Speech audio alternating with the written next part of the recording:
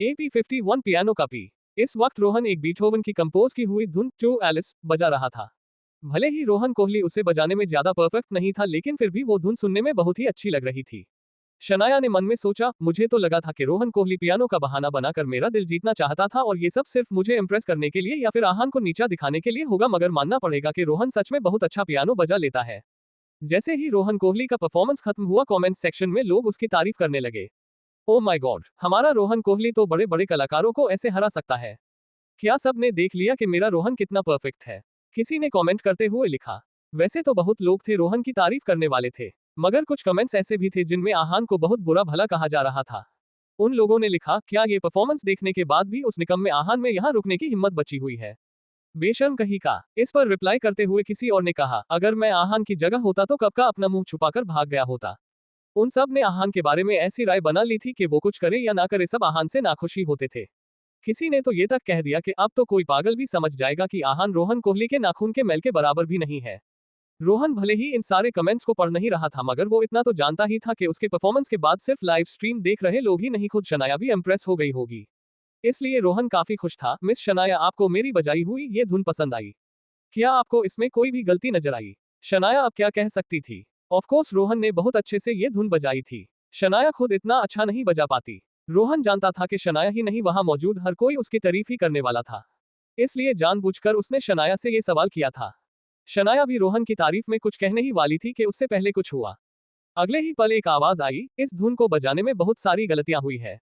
उद्धरण चिन्ह। ये बात आहान ने बड़े ही कॉन्फिडेंस के साथ कही थी। ये सुनते ही रोहन के चेहरे का रंग पूरी तरह बदल गया, क्योंकि उसने बिल्कुल भी ऐसे किसी फीडबैक की उम्मीद नहीं की थी। कुछ देर की ऑकवर्ड सन्नाटे के बाद फाइनली रोहन का मुंह खुला और इरिटेट होकर कहा, तुम्हारी बात का क्या मतलब है? साफ साफ कहो, तुम क्या कहने की कोशिश कर रहे हो? रोहन कोहली को इस वक्त आहान पर बहुत गुस्सा आ रहा था। आखिरकार ये आहान अपने आप को क्या समझ रहा था? पहले तो आहान ने रोहन कोहली की इतनी परफेक्ट प्लान डेट खराब कर दी, जाकर रोहन की जगह पर भी बैठ गया। सिर्फ आहान की वजह से ही तो रोहन कोहली अब तक शनाया के साथ ढंग से कोई इंटरेक्शन नहीं कर पाया था, और अब इतने मेहनत से बजाई हुई धुन पर भी आहान रोहन को टोक रहा था। रोहन कोहली की जगह अगर कोई और भी होता तो अपसेट हो जाता, पर आहान ने बहुत ही सीधे तरीके से कहा, रोहन इसमें ना समझने जैसी क्या बात है? मैंने कहा कि तुमने अभी अभी जो धुन बजाई हुई है उसमें कई सारी गलतियां हैं। आहान ने जब बिना किसी हिचकिचाहट के अपनी बात को दोहराई, रोहन ऑफेंडेड महसूस करने लगा। उसने इस बात की जरा भी उम्मीद नहीं की थी कि आहान इतना ज्यादा ढीठ हो सकता था। गुस्से से आग बबूले हो रहे रोहन कोहली ने आहान से कहा, कचरे के डिब्बे, निकम्मे आहान, तुम्हें पियानो के बारे में पता ही क्या है जो तुम मुझे गलत कह रहे हो? रोहन कोहली ने बिना कुछ सोचे समझे अपनी ये बात कही थी। उसे इस वक्त किसी की कोई फिक्र नहीं हो रही थी, ना ही शनाया की और ना ही लाइव स्ट्रीमिंग देख रहे पब्लिक की। अब रोहन कोहली से अपना गुस्सा कंट्रोल नहीं हो रहा था, लेकिन फिर भी वो बेचारा कहाँ जानता था कि आहान और पियानो का क्या रिश्ता था। जब से आहान 3 साल का था तब से उसकी मॉम नैना माथुर ने उसे पियानो बजाना सिखाया था। आहान की छोटी सी उंगलियों को अपने हाथ में लेकर नैना माथुर पियानो की बड़ी बड़ी कीज को प्ले किया करती थी। नैना माथुर खुद एक बहुत ही फेमस पियानिस्ट थी। उन्होंने पूरे यूरोप में एक टैलेंटेड पियानिस्ट के तौर पर जान पहचान बनाई हुई थी। नैना माथुर के टैलेंट की वजह से ही तो आहान के पापा आदित्य रायज़ादा की उनसे मुलाकात हुई थी। आगे ताल्लुक बढ़ता गया और उन दोनों ने शादी कर ली। लेकिन किसे पता था कि 20 साल बाद नैना माथुर को अपने ही पति के लापरवाही की वजह से जान खोने की नौबत आ चुकी थी। इस पूरे अरसे में आहान सिर्फ अपनी माँ के साथ रहा करता था, और अगर वो अपने माँ नैना माथुर के वजूद का सबसे जरूरी हिस्सा पियानो ना जानता तो वो उनका बेटा कैसे कहलाया जा सकता था? जिस उम्र में बच्चे सही से पेंसिल भी पकड़ नहीं पाते थे, आहान ने टू एलिस बजाना सीख लिया था, और ये घमंडी और ना समझ रोहन उससे पूछ रहा था कि आहान को पियानो के बारे में पता ही क्या था। जब आहान ने रोहन कोहली का फ्रस्ट्रेशन भरा सवाल सुना, उसके चेहरे पर इस sarcastic सी स्माइल आ गई। आहान ने फिर रोहन कोहली से सवाल करते हुए कहा, क्या मुझे पियानो के बारे में कुछ पता नहीं हो सकता? क्या अब पूरी दुनिया के पियानोज पर कोहली परिवार का हक है? अपना ये सवाल करते हुए आहान के चेहरे पर एक टेढ़ी मुस्कान थी। वैसे तो आहान के इस रिलैक्स्ड अंदाज को देखकर रोहन कोहली को बहुत ज्यादा गुस्सा आ गया। खास करके आहान का कोहली परिवार को मेंशन करना रोहन को बिल्कुल भी अच्छा नहीं लगा। लेकिन एक गहरी सांस लेकर उसने अपने गुस्से को दबाने की कोशिश की और फिर अपने दांत पीसते हुए आहान से बोला, अच्छा तो तुम्हें पियानो के बारे में पता है। अच्छी बात है, तो जरा मुझे ये बताओ कि मेरे परफॉर्मेंस में क्या गलतियां हुई? तुमने कहा कि मैंने ये बहुत बुरा बजाया किया है, तो तुम ही बताओ कि आखिर गलती कहाँ हुई थी? रोहन ने जब आहान से ये सवाल किया, उसके चेहरे पर एक अजीब सा घमंड झलकने लगा। उसने आहान की तरफ चुनौती भरी निगाहों से देखते हुए मन ही मन में कहा, हाँ, क्या ये आहान अपने आप को बहुत होशियार समझ रहा है? क्या इसे लग रहा है कि इसके झूठे कॉन्फिडेंस को देखकर मैं घुटने टेक दूंगा? नहीं, ऐसा बिल्कुल नहीं है, किसी के हवा में यूं ही डिंगे हाँकने से मैं रोहन कोहली हार नहीं मानता। अब देखते हैं ये क्या कहता है। वैसे भी पियानो जैसा आर्ट सीखने के लिए लाखों रुपए खर्च करने पड़ते हैं, इस आहान के बच्चे को तो पियानो का पी भी नहीं आता होगा। रोहन कोहली के दिमाग में जो कुछ भी चल रहा था उसकी आंखों में साफ साफ नजर आ रहा था। सिर्फ वही नहीं, इस वक्त शनाया भी आहान के बारे में ही सोच रही थी। शनाया ने थोड़ा परेशान लगते हुए आहान की तरफ देखा और दिल ही दिल में बोली, लगता है इस रोहन कोहली की वजह से आहान थोड़ा ज्यादा इनसिक्योर हो गया है और उसी के चलते उसने रोहन के परफॉर्मेंस को क्रिटिसाइज भी किया, लेकिन आहान को ऐसा नहीं करना चाहिए था। मैं पिछले 3 साल से आहान के साथ रह रही हूँ। अगर आहान की उंगलियों के पियानो बजाने का जरा भी टैलेंट होता तो ये बात मुझे पहले ही पता चल गई होती, लेकिन पियानो की थोड़ी सी जानकारी होना और टू एलिस जैसी धुन को गलत कहना, इसमें जमीन आसमान का फर्क है। आई जस्ट विश के आहान आज किसी बड़ी सी मुसीबत में फंसकर अपना मजाक ना बना ले। उद्धरण चिन्ह। शनाया को अपने पति की बड़ी फिक्र हो रही थी और ये बात जाहिर थी कि कोई भी अगर शनाया की जगह होता तो आहान के लिए वरीड हो जाता। लेकिन आहना खुद इस पॉइंट पर इतना रिलैक्स था कि वो एक ही वक्त पर रोहन कोहली और शनाया दोनों की धकने तेज कर रहा था। उसने रोहन के सवाल पर रिएक्ट करते हुए कहा, रोहन क्या तुम सच में चाहते हो कि मैं तुम्हें तुम्हारी गलतियां गिनवाऊं? रोहन के पेशेंट्स अब जवाब देते जा रहे थे। उसने बहुत ही रौब के साथ आहान से कहा, हाँ हाँ बताओ। रोहन को लगा कि आहान बस बात को आगे न बढ़ाने के लिए बहाना ढूंढ रहा था और अब ना ही वो कुछ कर पाएगा और ना ही कुछ बोल पाएगा, बस अपना मुंह छुपा कर भाग जाएगा। ये सोच सोचकर ही रोहन के दिल में लड्डू फूट रहे थे, लेकिन जब आहान ने अपना मुंह खोला वो लड्डू वापस में जमने लगे और सिर्फ लड्डू ही नहीं, रोहन का चेहरा भी जमने लगा था। आहान ने अपने उंगलियों पर गिनते हुए रोहन से कहा, तो सुनो, पहली गलती, धुन के शुरुआत में तुम्हें प्रेल्यूड बजानी चाहिए थी लेकिन तुमने जी शाप की को प्ले किया। उसकी वजह से धुन थोड़ी बेसुरी सी सुनाई दी। दूसरी गलती, तुम्हारी स्पीड, जिसे म्यूजिकल भाषा में लय कहा जाता है, वो बहुत ही स्लो थी, जिसकी वजह से ये धुन थोड़ी उदासी भरी लग रही थी, जबकि टू एलिस का इमोशन खुशनुमा है। तीसरी गलती, बीच के दूसरे अंतरे में जो सातवां स्वर था उसे तुमने स्किप कर दिया था, वो स्वर ही तो इस धुन का एसेंस है, उसी स्वर की वजह से ये धुन इतना यादगार बनती है। साथ और कई स्पेसेस है जहां पर तुमने बहुत से स्वरों को बजाया ही नहीं है। वैसे और भी कई गलतियां हैं जो कि बहुत ही सिली मिस्टेक्स थी और जिनकी वजह से यह धुन को तुमने बर्बाद कर दिया है। अगर तुम चाहो तो मैं डिटेल में एक एक करके शुरू करता हूँ। आहान का एक एक शब्द सुनने के बाद रोहन के चेहरे का रंग पूरी तरह से उड़ने लगा था।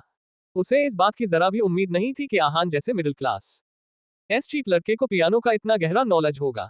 रोहन की इतनी सारी गलतियां तो खुद उसके मास्टर भी नहीं बता पाते थे, लेकिन आहान की हर एक बात सही थी।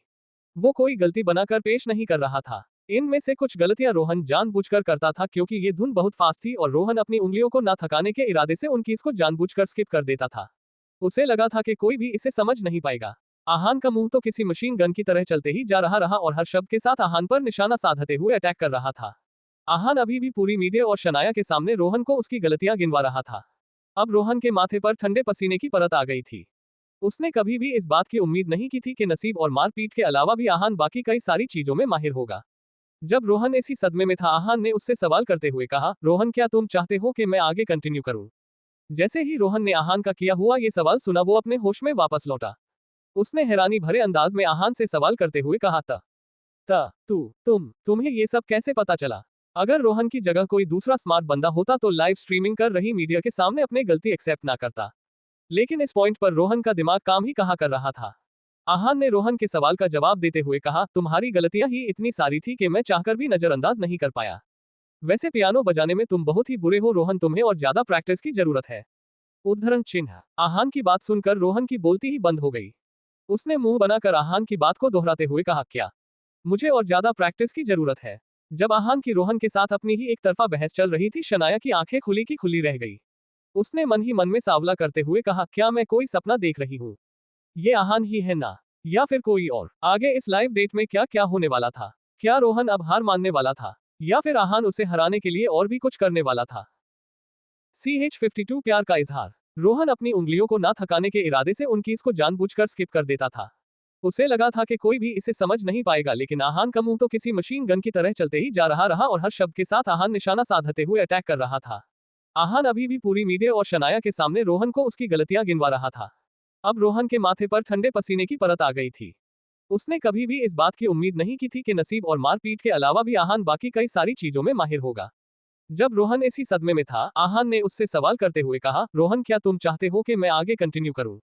जैसे ही रोहन ने आहान का किया हुआ ये सवाल सुना, वो अपने होश में वापस लौटा। उसने हैरानी भरे अंदाज में आहान से सवाल करते हुए कहा, तुम्हें ये सब कैसे पता चला? अगर रोहन की जगह कोई दूसरा स्मार्ट बंदा होता तो लाइव स्ट्रीमिंग कर रही मीडिया के सामने अपनी गलती एक्सेप्ट ना करता, लेकिन इस पॉइंट पर रोहन का दिमाग काम ही कहा कर रहा था। आहान ने रोहन के सवाल का जवाब देते हुए कहा, तुम्हारी गलतियां ही इतनी सारी थी कि मैं चाहकर भी नजरअंदाज नहीं कर पाया। वैसे पियानो बजाने में तुम बहुत ही बुरे हो रोहन, तुम्हें और ज्यादा प्रैक्टिस की जरूरत है। आहान की बात सुनकर रोहन की बोलती ही बंद हो गई। उसने मुंह बनाकर आहान की बात को दोहराते हुए कहा, क्या मुझे और ज्यादा प्रैक्टिस की जरूरत है? जब आहान की रोहन के साथ अपनी ही एक तरफा बहस चल रही थी, शनाया की आंखें खुली की खुली रह गई। उसने मन ही मन में सवाल करते हुए कहा, क्या मैं कोई सपना देख रही हूँ? ये आहान ही है ना, या फिर कोई और? जिस कॉन्फिडेंस के साथ आहान ये सारी मिस्टेक्स पॉइंट और करवा रहा है, जरूर उसे पियानो के बारे में बहुत सारी जानकारी है। और इतना ही नहीं, वो रोहन कोहली से भी ज्यादा टैलेंटेड और बेहतर म्यूजिकल नॉलेज रखता है, वरना रोहन खुद भी अपनी गलती नहीं मानता। क्या सच में इतना टैलेंट होने के बाद भी आहान को एक नॉर्मल सी बैंक में काम करने की जरूरत है? जिस लेवल पर आहान है उसके बाद तो उसे पूरे हिंदुस्तान में एक जाना माना म्यूजिशियन होना चाहिए। शनाया इस वक्त आहान को किसी पेशकीमती हीरे की तरह देख रही थी। ऐसा हीरा जो कि ना ही सिर्फ कीमती और टैलेंटेड था, लेकिन बहुत ही यूनिक और रेयर भी था। शनाया की आंखों में एक ही वक्त पर आहान के लिए तारीफ भी थी और अविश्वास के इमोशंस भी थे। वो खुद रोहन कोहली के बराबरी की आर्टिस्ट नहीं थी और आहान, वो तो खुद रोहन से 10 गुना बेहतर था। जब शनाया इस सब के बारे में सोच रही थी, उससे ये सब किसी सपने की तरह लग रहा था। जो हैरानी इस वक्त शनाया को हो रही थी, उससे कई गुना ज्यादा तहलका इस वक्त कमेंट सेक्शन में मचा हुआ था। लोगों को उनके ideal husband material Rohan Kohli और निकम्मे घर जमाए आहान के इस मुकाबले में आए हुए इस ट्विस्ट की बिल्कुल भी उम्मीद नहीं थी। यहाँ तक कि उन सबको तो ये किसी प्रैंक से कम नहीं लग रहा था। लोगों ने कमेंट करते हुए लिखा, 1 मिनट, क्या इतनी अच्छी धुन में सच में इतनी सारी गलतियां थी? कहीं रिपोर्टर्स कैमरा शुरू करने के बाद सो तो नहीं गए? मुझे लगता है कि ये जरूर आहान की कोई चाल होगी। लोग अभी भी रोहन कोहली को सपोर्ट करने से थक नहीं रहे थे। इस कमेंट पर रिप्लाई करते हुए किसी दूसरी लड़की ने लिखा, और नहीं तो क्या, जरूर ये आहान अपने आप को ज्यादा ही समझदार मानने लगा है। वो तो इस हद तक पहुंच गया है कि मेरे ही रोहन को गलत कह रहा है। लेकिन इतनी ओवर स्मार्टनेस भी किसी काम की नहीं होती। मैं बता रही हूँ, चाहे कोई कुछ भी कह दे, लेकिन मेरा रोहन कोहली बेस्ट है। इस आहान को कोई उस परफेक्ट डेट से बाहर निकालो यार। ऐसे बहुत से लोग थे जो अभी भी रोहन का साथ देने से पीछे नहीं हट रहे थे, लेकिन अंधों की गिनती इतनी ज्यादा भी नहीं थी। अब जब आहान ने इस मुकाबले में अपनी थोड़ी सी जगह बनाई हुई थी, तो अब तक खामोश बैठे उसके सपोर्टर्स भी मैदान में उतर गए। कुछ लोगों ने आहान की तरफदारी करते हुए कमेंट सेक्शन में लिखा, ओ माय गॉड, मैं जानती थी कि आहान में कोई बात तो है, वो ऐसे ही इतना चार्मिंग नहीं है। क्या अब सब ने देख लिया कि हमारे आहान ने कैसे आपके उस बिगड़े नवाबजादे को उसकी गलतियां गिनवाई है? मैं तो पहले से ही आहान की तरफ से थी। किसी और ने इस बात पर रिप्लाई करते हुए कहा, हाँ हाँ, और वैसे भी शुरुआत में मैंने देखा कि शनाया खुद आहान के साथ ही ग्लास वॉल रूम के अंदर दाखिल हुई थी। मैं कह रही हूँ वो दोनों बेस्ट कपल है, बीच में तो ये रोहन कोहली आया हुआ है। मुझे लगता है कि रोहन भी बुरा नहीं है, सही वक्त के होते ही उसे कोई और देख लेनी चाहिए। वैसे तो रोहन के फैंस और आहान के फैंस में इस वक्त जंग छिड़ गई थी, मगर अब लोग आहान की तरफ ज्यादा झुकने लगे थे। कुछ लोगों ने न्यूट्रल रहने का फैसला किया और कमेंट करते हुए अपनी राय देने लगे। उन्होंने कहा, वैसे ये बात शॉकिंग है कि रोहन कोहली की बातों से ये बात साफ साफ साबित हो रही है कि वो खुद भी अपनी गलतियां मान रहा है। इसका मतलब ये है कि आहान गलत नहीं है। अब देखना तो ये है कि हमारी नंबर 1 ब्यूटी शनाया किसे चूज करती है। लोगों के कमेंट से अनजान जब रोहन ने कुछ सोचा, वो एक नतीजे पर पहुंचा। गुस्से से आग बबूला होते हुए रोहन कोहली ने आहान से कहा, आहान तुम कह रहे हो कि मुझे और प्रैक्टिस की जरूरत है, और तुम्हारा क्या? जरा अपना भी बताओ, तुम किस लेवल पर हो? रोहन कोहली अब चिढ़ गया था। जब आहान ने ये बात नोटिस की तो उसने रोहन को और भी ज्यादा चिढ़ाने का मन बना लिया। वो रोहन को जवाब देते हुए बोला, मेरा लेवल तुमसे 10 गुना ज्यादा ऊपर है रोहन। रोहन ने तो आहान को नीचा दिखाने की कोशिश की थी। उसे क्या पता था कि आहान इतने कॉन्फिडेंस के साथ उसे जवाब देगा। मगर इतना होने के बाद भी रोहन हार नहीं मानने वाला था। उसने आहान के सामने जाकर खड़े होकर कहा, अच्छा तो अगर ऐसी बात है तो साबित करो कि तुम मुझसे 10 गुना ज्यादा बेहतर हो। पियानो यही है, जाओ मुझे कुछ प्ले करके दिखाओ ताकि मुझे और बाकी सबको भी तुम्हारे बेहतर होने पर यकीन आ जाए। रोहन को लगा था कि बातें करने में ही आहान को सब पता होगा। जब प्रैक्टिकल करने की बारी आएगी तो वो घुटने टेक देगा, मगर नहीं, आहान कहा किसी के सामने हारता था। रोहन कोहली के चैलेंज को सुनने के बाद आहान के चेहरे में कोई भी बदलाव नहीं आया। वो बहुत ही रिलैक्स और बेफिक्र लग रहा था। आहान ने फिर अपनी आंखों को मूव करते हुए रोहन से सवाल पूछा, रोहन क्या तुम सच में चाहते हो कि मैं पियानो बजाऊं? Are you sure? रोहन ने भी हाँ में अपना सर हिला दिया। आहान ने फिर पियानो की तरफ अपने कदम बढ़ा दिए और जाते जाते रोहन से कहा, तो फिर ठीक है, मैं तुम्हारी तमन्ना पूरी कर ही देता हूँ। ध्यान देकर सुनना रोहन, आज मैं तुम्हें टू एलिस कैसे बजाते हैं ये सिखाता हूँ। जब आहान ने जिक्र किया तो रोहन कोहली की आंखें फटी की फटी रह गई। उसने हकलाते हुए आहान से पूछा, क्या तुम वही धुन बजाने जा रहे हो जो मैंने बजाई है? अब तक रोहन को लगा था कि आहान को पियानो के बारे में थोड़ी सी बेसिक नॉलेज होगी, लेकिन अगर आहान इतने कॉन्फिडेंस के साथ धुन बजाने के लिए आगे बढ़ रहा था तो जरूर वो पियानो में एक्सपर्ट होगा। अब एकदम से रोहन को अंदर से घबराहट होनी शुरू हो गई थी। रोहन के सवाल को सुनने के बाद आहान चलते चलते रुक गया। उसने पीछे मुड़कर रोहन की तरफ देखा और एक टेढ़ी स्माइल के साथ उससे कहा, अगर हम दोनों ने एक ही धुन नहीं बजाई तो कैसे पता चलेगा कि कौन बेहतर है ना रोहन? आहान की इस बात से रोहन की हालत गुस्से से जले हुए किसी लकड़ी की तरह होने लगी। वो अब किसी भी समय चक्कर खाकर गिर सकता था। इस आहान के बच्चे ने रोहन कोहली का चैन ही छीन लिया था। इतना गुस्सा रोहन कोहली को अपनी पूरी जिंदगी के नहीं आया था जितना आहान से मिलने के बाद आना शुरू हुआ था। बेचारे रोहन कोहली को ऐसा लग रहा था मानो गुस्से से उसका खून जल रहा था। दूसरी तरफ रोहन से अपनी बात कहने के बाद आहान ने बहुत ही जेंटल नजरों से अपनी वाइफ शनाया की तरफ देखा। शनाया अभी भी हैरान परेशान होकर आहान की तरफ ही देख रही थी। जब उसे अपने टैलेंटेड हस्बैंड की नजरें अपने आप पर महसूस हुई तो शनाया अपने सेंसेस में लौटी। आहान ने फिर शनाया से कहा, शनाया, शादी के 3 सालों में मैंने आपको कुछ भी नहीं दिया है। आज ये धुन मैं आपको डेडिकेट करता हूँ। उम्मीद है आपको पसंद आएगी। अगर मैं सही से ना बजाऊं तो प्लीज इस धुन को ना पसंद मत कीजिएगा। ये बात कहने के बाद एकदम से आहान के चेहरे से नरमी और प्यार छलकने लगा। कोई भी आहान की आंखों को देखकर ये बात आसानी से बता सकता था कि आहान अपनी फीलिंग्स को लेकर कितना ईमानदार और सिंसियर था। टू एलिस ये धुन प्यार का इजहार करने के लिए ही बनाई गई थी। बीथोवन जिन्होंने ये धुन बनाई है उन्होंने पूरी जिंदगी शादी नहीं की थी, लेकिन वो प्यार से अनजान नहीं थे। उन्होंने सिर्फ एक ही लड़की से प्यार किया था, उनकी स्टूडेंट जिसके लिए उन्होंने ये धुन बनाई थी, एलिस। और आज आहान अपने प्यार का म्यूजिकल इजहार करने के लिए ये धुन बजाने जा रहा था। जब शनाया ने अपने हस्बैंड की कही ये बात सुनी तो वो मुस्कुराने लगी। शनाया ने आहान की बात पर एक्ट करते हुए कहा, मैं अभी से बता सकती हूँ आहान, मुझे ये धुन पसंद आएगी। अगर तुम बजा रहे हो तो मुझे हर धुन पसंद है। शनाया का जवाब भी बहुत रोमांटिक था। वैसे तो शनाया ने आहान से ये बात कह दी थी, लेकिन इस वक्त वो शर्म के मारे लाल गुलाबी हुए जा रही थी। जब शनाया ने आहान के शब्द सुने थे उसके दिल में तितलियां उड़ने लगी थी। आहान की बात का मतलब साफ था कि शनाया उसके जिंदगी का इकलौता प्यार थी। वो प्यार जो बीथोवन के दिल में एलिस के लिए था। जब रोहन कोहली ने आहान और शनाया की ये बातें सुनी तो उस बेचारे का दिल जलने लगा। ये बात जाहिर थी कि आहान चाहे कुछ भी क्यों ना बजा ले, रोहन हार चुका था और ये बात खुद रोहन को भी अब पता चल गई थी। क्योंकि शुरुआत से लेकर अब तक शनाया के दिल में सिर्फ आहान की ही जगह थी और इसीलिए रोहन के कितनी भी कोशिश करने का कोई फायदा नहीं था। क्या मैं यहाँ कबाब में हड्डी बनने के लिए इस डेट को अरेंज कर रहा था? मैंने तो इस आहान को नीचा दिखाने के लिए मीडिया तक तो इनवाइट कर दिया, लेकिन यहाँ पर तो मेरे ही लेने के देने पड़ रहे हैं। ये सब सिर्फ और सिर्फ मिसेस यामिनी गिल और सीमा गिल की वजह से हो रहा है। एक बार मैं इस बखेड़े से बाहर निकलूं फिर उन दोनों को बताता हूँ, रोहन ने मन ही मन में कहा। उसने फिर देखा कि आहान जाकर पियानो को सामने बैठ गया। इस पॉइंट पर आहान के आंखों में एक तरह की उदासी थी। जब से आहान की मां नैना माथुर गुजर गई थी आहान ने कभी भी पियानो को छुआ तक नहीं था। आज इस पियानो को देखने के बाद आहान के दिल में बरसों पुरानी यादें ताजा होने लगी थी। पहले वो अपनी मां नैना माथुर को खुश करने के लिए पियानो बजाया करता था और आज वो अपने जिंदगी की दूसरी सबसे जरूरी औरत, उसकी बीवी शनाया को खुश करने के लिए पियानो बजाने जा रहा था। आहान ने अपनी लंबी उंगलियों को पियानो की कीज पर रखा। एकदम से आहान को एहसास हुआ कि ये काली और सफेद कीज ठंडी थी। एकदम से आहान की उंगलियां हिली और कुछ कीज के दबने से एक तरह का शोर सुनाई दिया। आगे क्या होने वाला था? क्या आहान टू एलिस को सही से बजाने में कामयाब होने वाला था? क्या आगे आहान और शनाया एक दूसरे से अपने प्यार का इजहार करने वाले थे? CH53 लड़का हीरा है। आहान जाकर पियानो को सामने बैठ गया। इस पॉइंट पर आहान के आंखों में एक तरह की उदासी थी। जब से आहान की मां नैना माथुर गुजर गई थी आहान ने कभी भी पियानो को छुआ तक नहीं था। आज इस पियानो को देखने के बाद आहान के दिल में बरसों पुरानी यादें ताजा होने लगी थी।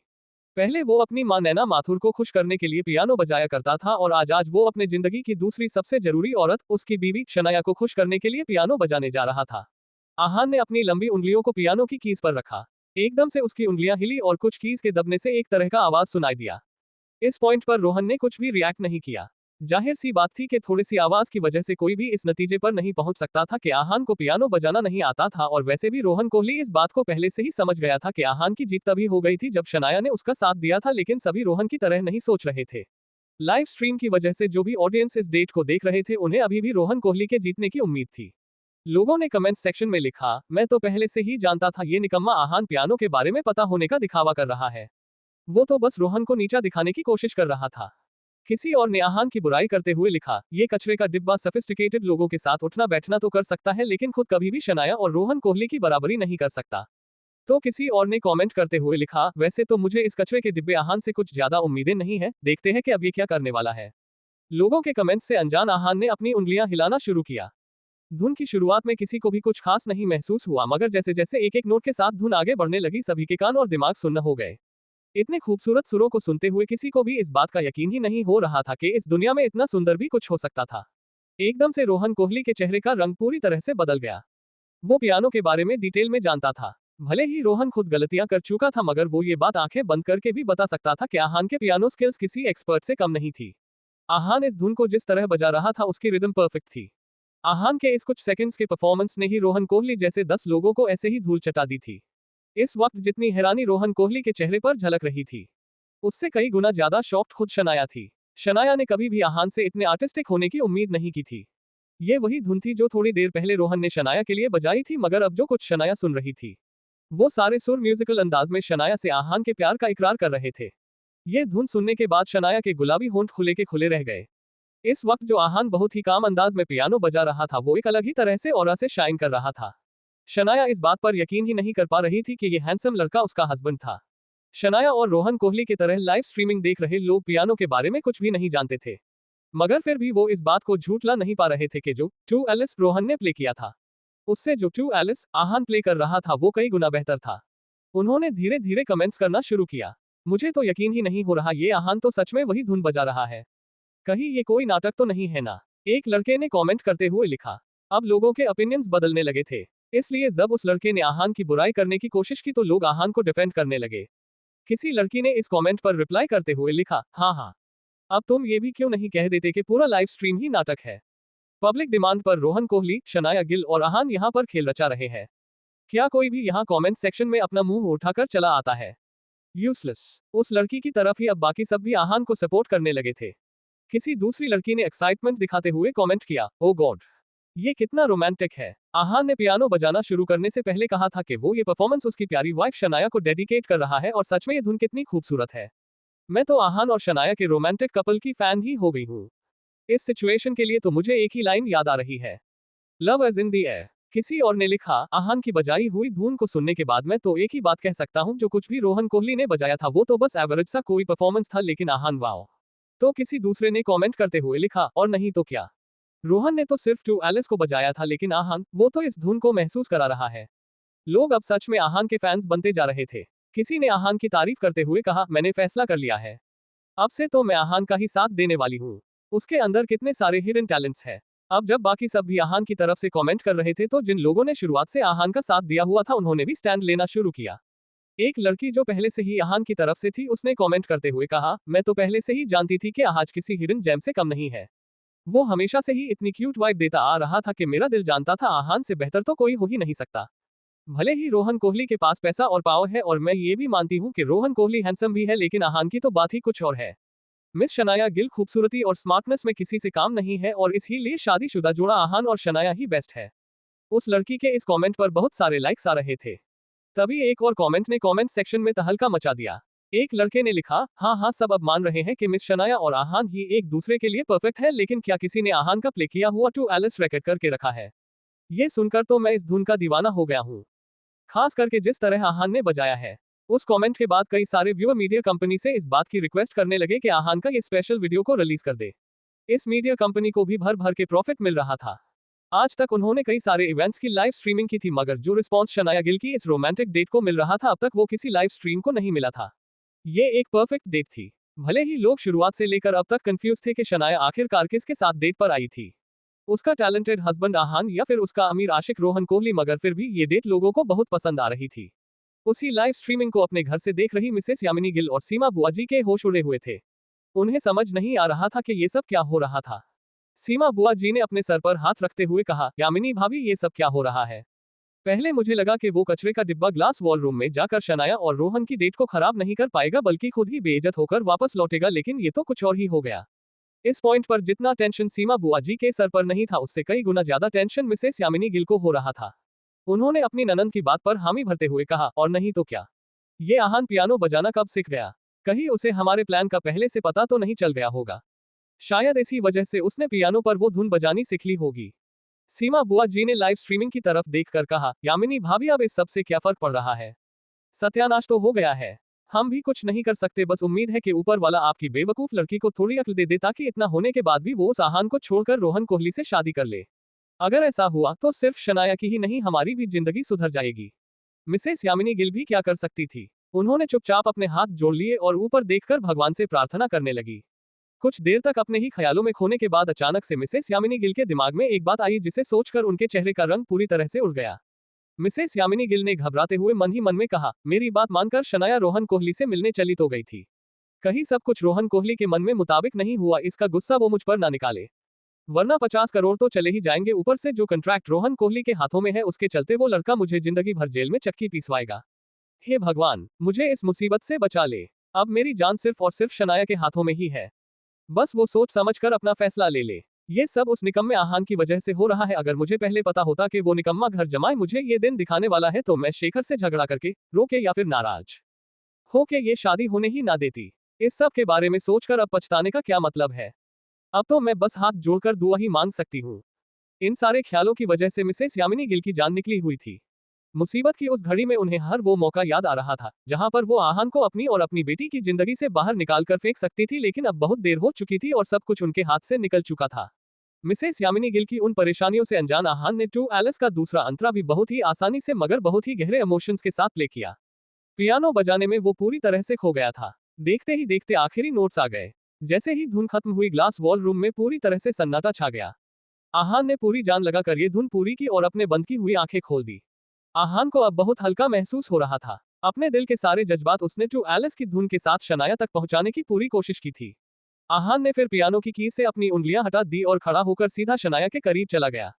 आज आहान के पास शनाया से कहने के लिए बहुत कुछ था। शनाया के ठीक सामने खड़े होने के बाद आहान की आंखों में नरमी छा गई। उसने एक गहरी सांस लेकर अपने होठों को खोला और अपनी प्यारी बीवी का नाम लिया, शनाया। मगर इससे पहले आहान अपने दिल की बात को आगे बढ़ा पाता कुछ हो गया और उसकी बोलती ही बंद हो गई। ऐसा क्या हुआ था कि आहान कुछ कह नहीं पाया।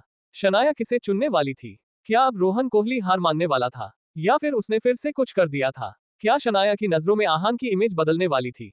क्या उसके मन में आहान के लिए प्यार और इज्जत दोनों उमड़ने वाले थे? क्या हमेशा के लिए बदलने वाला था आहान और शनाया का रिश्ता? CH54 पहला किस। आहान पियानो बजाने में पूरी तरह से खो गया था। देखते ही देखते आखिरी नोट्स आ गए। जैसे ही धुन खत्म हुई ग्लास वॉल रूम में पूरी तरह से सन्नाटा छा गया। आहान अपने दिल के सारे जज्बात इस धुन के साथ शनाया तक पहुंचाना चाहता था। फिर वो उठ के सीधा शनाया के पास पहुंच गया और अपनी प्यारी बीवी का नाम लिया, शनाया। मगर इससे पहले आहान अपने दिल की बात को आगे बढ़ा पाता कुछ हो गया और उसकी बोलती ही बंद हो गई। शनाया ने जब देखा कि आहान धीरे से चलकर उसी की तरफ आ रहा था तो शनाया की धड़कनें तेज हो गई। उसे आज अपना ये हस्बैंड किसी प्रिंस चार्मिंग की तरह लग रहा था। पिछले कुछ दिनों से शनाया जान चुकी थी कि वो आहान को बहुत पसंद करने लगी थी, लेकिन आज एकदम से वो आहान की तरफ खींचे चली जा रही थी। आहान की हर छोटी से छोटी बात शनाया को बेकाबू कर रही थी। जैसे ही आहान ने आगे कुछ कहने जा रहा था शनाया ने उसे किस कर लिया। एकदम से शनाया के नर्म मुलायम गुलाबी होंठ आहान के होठों पर थे। आज वो खुद को बिल्कुल भी रोकना नहीं चाह रही थी, इसलिए शनाया ने ना आहान की फिक्र की और ना ही वहां खड़े रोहन की, और उसने बिना डरे आहान को किस कर लिया। ये आहान की जिंदगी का पहला किस था और शनाया का भी। बेचारा आहान तो कुछ समझ ही नहीं पा रहा था कि उसके साथ एकदम से ये क्या हो गया था। शनाया ने जब अपने होंठ आहान के होठों पर टिका दिए उसकी आंखें शर्म के मारे बंद हो गई, लेकिन आहान उसकी आंखें तो फटी की फटी रह गई थी। आहान को ये सब किसी सपने की तरह लग रहा था। वो इस सब पर यकीन नहीं कर पा रहा था, लेकिन तभी शनाया ने आहान के चेहरे को अपने हाथों में पकड़ लिया और उसे और भी ज्यादा डीपली किस करने लगी। अब आहान को यकीन हो गया कि ये की सपना नहीं था बल्कि उसके और शनाया के शादी की आज तक की सबसे बड़ी हकीकत थी। आहान का दिल तो इतनी जोर से धड़क रहा था कि कभी भी बाहर आ सकता था।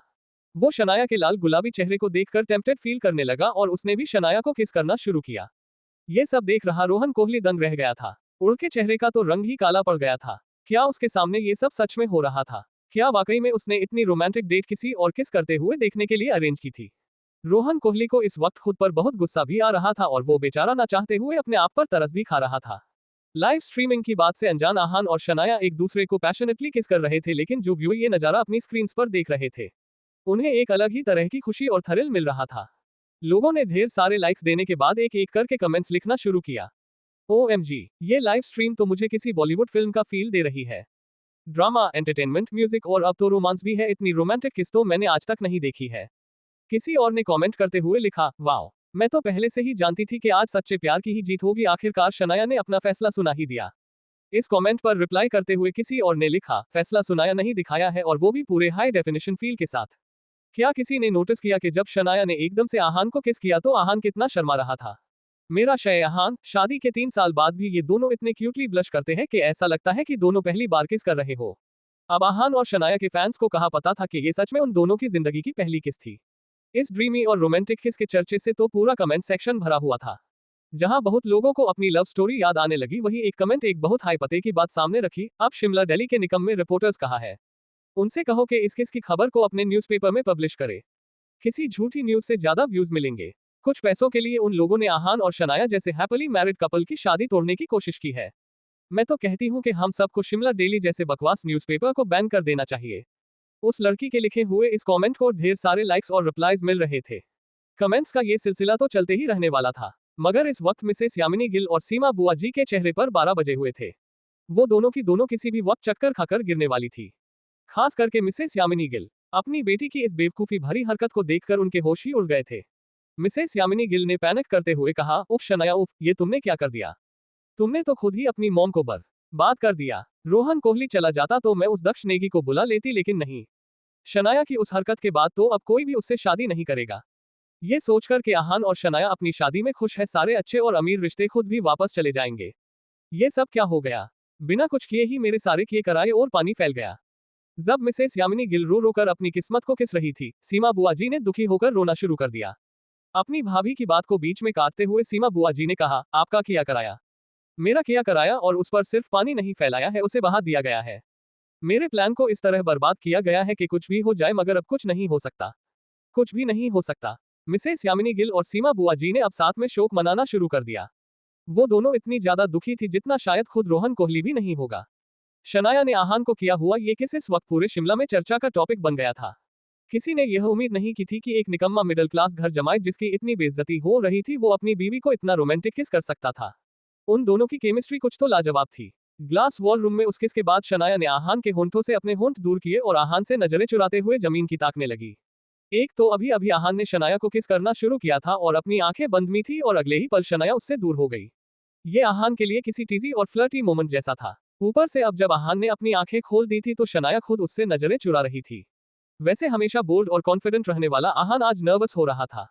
उस बेचारे ने नर्वस हो और अपने होंठ दबा दिए। इस वक्त उसके दिल में एक अलग सा मीठा एहसास था जो आहान पहली बार महसूस कर रहा था। मैं तो शनाया से ये पूछना चाहता था कि उन्हें मेरी बजाई हुई धुन पसंद आई या नहीं, लेकिन मुझे कहाँ पता था कि शनाया तो मुझे रिवॉर्ड ही देने वाली है। मैं ये तो नहीं जानता कि यहाँ से निकलने के बाद मैं शनाया से नजरें कैसे मिला पाऊंगा, लेकिन फिर भी आज शनाया ने जो भी किया है वो मेरे लिए बहुत ज्यादा स्पेशल है, आहान ने मन ही मन में कहा। इस पॉइंट पर दोनों आहान और शनाया एक दूसरे की तरफ छिप छिप कर देख भी रहे थे और एक दूसरे से नजरें भी चुरा रहे थे। ये सीन देखना भले ही व्यूअर के लिए एक ट्रीट हो सकती थी, मगर रोहन कोहली को अब ये सब कुछ देखकर घुटन महसूस हो रही थी। उसने बहुत सहन कर लिया था और अब आहान और शनाया का ये रोमांस रोहन कोहली के सब्र का इम्तिहान ले रहा था। रोहन कोहली ने फिर कुछ सोचा और शनाया से कहा, शनाया कहीं आप थक तो नहीं गई है? भूलिएगा मत कि आज से आपको मेरे साथ ही रहना है। जैसे ही शनाया ने रोहन की कही ये बात सुनी, उसके चेहरे के एक्सप्रेशंस पूरी तरह से बदल गए। अब जो नरमी शनाया के चेहरे पर छाई हुई थी वो नफरत और गुस्से में बदल गई।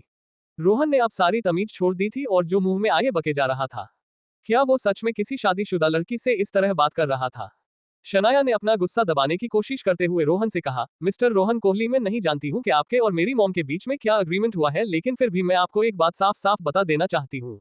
जो कुछ भी ही जाए, मैं उस अग्रीमेंट को नहीं मानती। इसलिए आप अपने मकसद को यही भूल जाइए। शनाया की आंखें साफ थी। वो रोहन को अपना फैसला सुना रही थी, लेकिन रोहन कोहली बदले की आग में इस तरह जल रहा था कि वो कुछ समझने की या सोचने की हालत में ही नहीं था। इसलिए उसने शनाया की बात को सुनकर भी अनसुना कर दिया और अपनी बात को आगे बढ़ाते हुए बोला, शनाया, शायद तुम्हें इस बात की जानकारी नहीं होगी कि तुम्हारी मॉम मिसेस यामिनी गिल ने तुम्हारे बदले में मुझसे 50 करोड़ रुपए लिए हैं। रोहन अब शनाया को ब्लैकमेल करने की कोशिश कर रहा था। उसे लगा कि अपनी मॉम की तरह ही शनाया भी पैसों के बारे, वो भी 50 करोड़ जैसी बड़ी रकम के बारे में सुनकर अपना फैसला बदलने के लिए तैयार हो जाएगी और आहान की छोड़कर रोहन के गले लग जाएगी। मगर शनाया वो ऐसे लालची लोगों में से नहीं थी जो किसी भी चीज के ग्रीड में आकर अपना फैसला बदल दे। उसने रोहन कोहली की आंखों से आंखें मिलाकर उससे कहा, मैं अपनी मॉम से कहकर उन्हें आपके पैसे लौटाने को कह दूंगी मिस्टर रोहन कोहली। इसलिए आप भी ये डील भूल जाइए। मगर उतनी आसानी से रोहन कोहली कहाँ मानने वाला था। उसने गुस्सा होते हुए शनाया से कहा, शनाया गिल, क्या तुम्हें लग रहा है कि मैं ये सब पैसे के लिए कर रहा हूँ? मुझे 50 करोड़ किसी खिलौने की तरह लगते हैं। मेरा इंटरेस्ट तो तुम में है, इस कचरे के डब्बे फकीर को छोड़ दो। ये आहान तुम्हें ना ही कुछ दे पाएगा और ना ही कभी खुश रख पाएगा। एक बात जान लो शनाया, अगर तुम इस निकम्मे आहान को छोड़कर मेरे पास आ गई तो तुम्हारी लाइफ सेट हो जाएगी, और इतना ही नहीं, 50 करोड़ क्या, तुम जिस चीज पर हाथ रखोगी वो मैं तुम्हें ला कर दूंगा। तुम्हारी हर तमन्ना पूरी करूंगा, बस मेरे पास आ जाओ। रोहन कोहली इस वक्त किसी साइकोपैथ की तरह बातें कर रहा था, जिसे शनाया से ऑब्सेशन हो गया था। लेकिन ये बात सिर्फ आहान और रोहन की जानते थे कि रोहन कोहली को शनाया से कोई खास लगाव नहीं था, वो ये सब सिर्फ और सिर्फ आहान से बदला लेने के लिए कर रहा था। रोहन कोहली की कही बात सुनकर शनाया का मुंह बन गया। उसे ऐसा लग रहा था कि वो किसी गंदे नाले को देख रही थी। शनाया ने रोहन की तरफ नफरत भरी निगाहों से देखकर मन ही मन में कहा, मुझे इस आदमी से घिन आ रही है।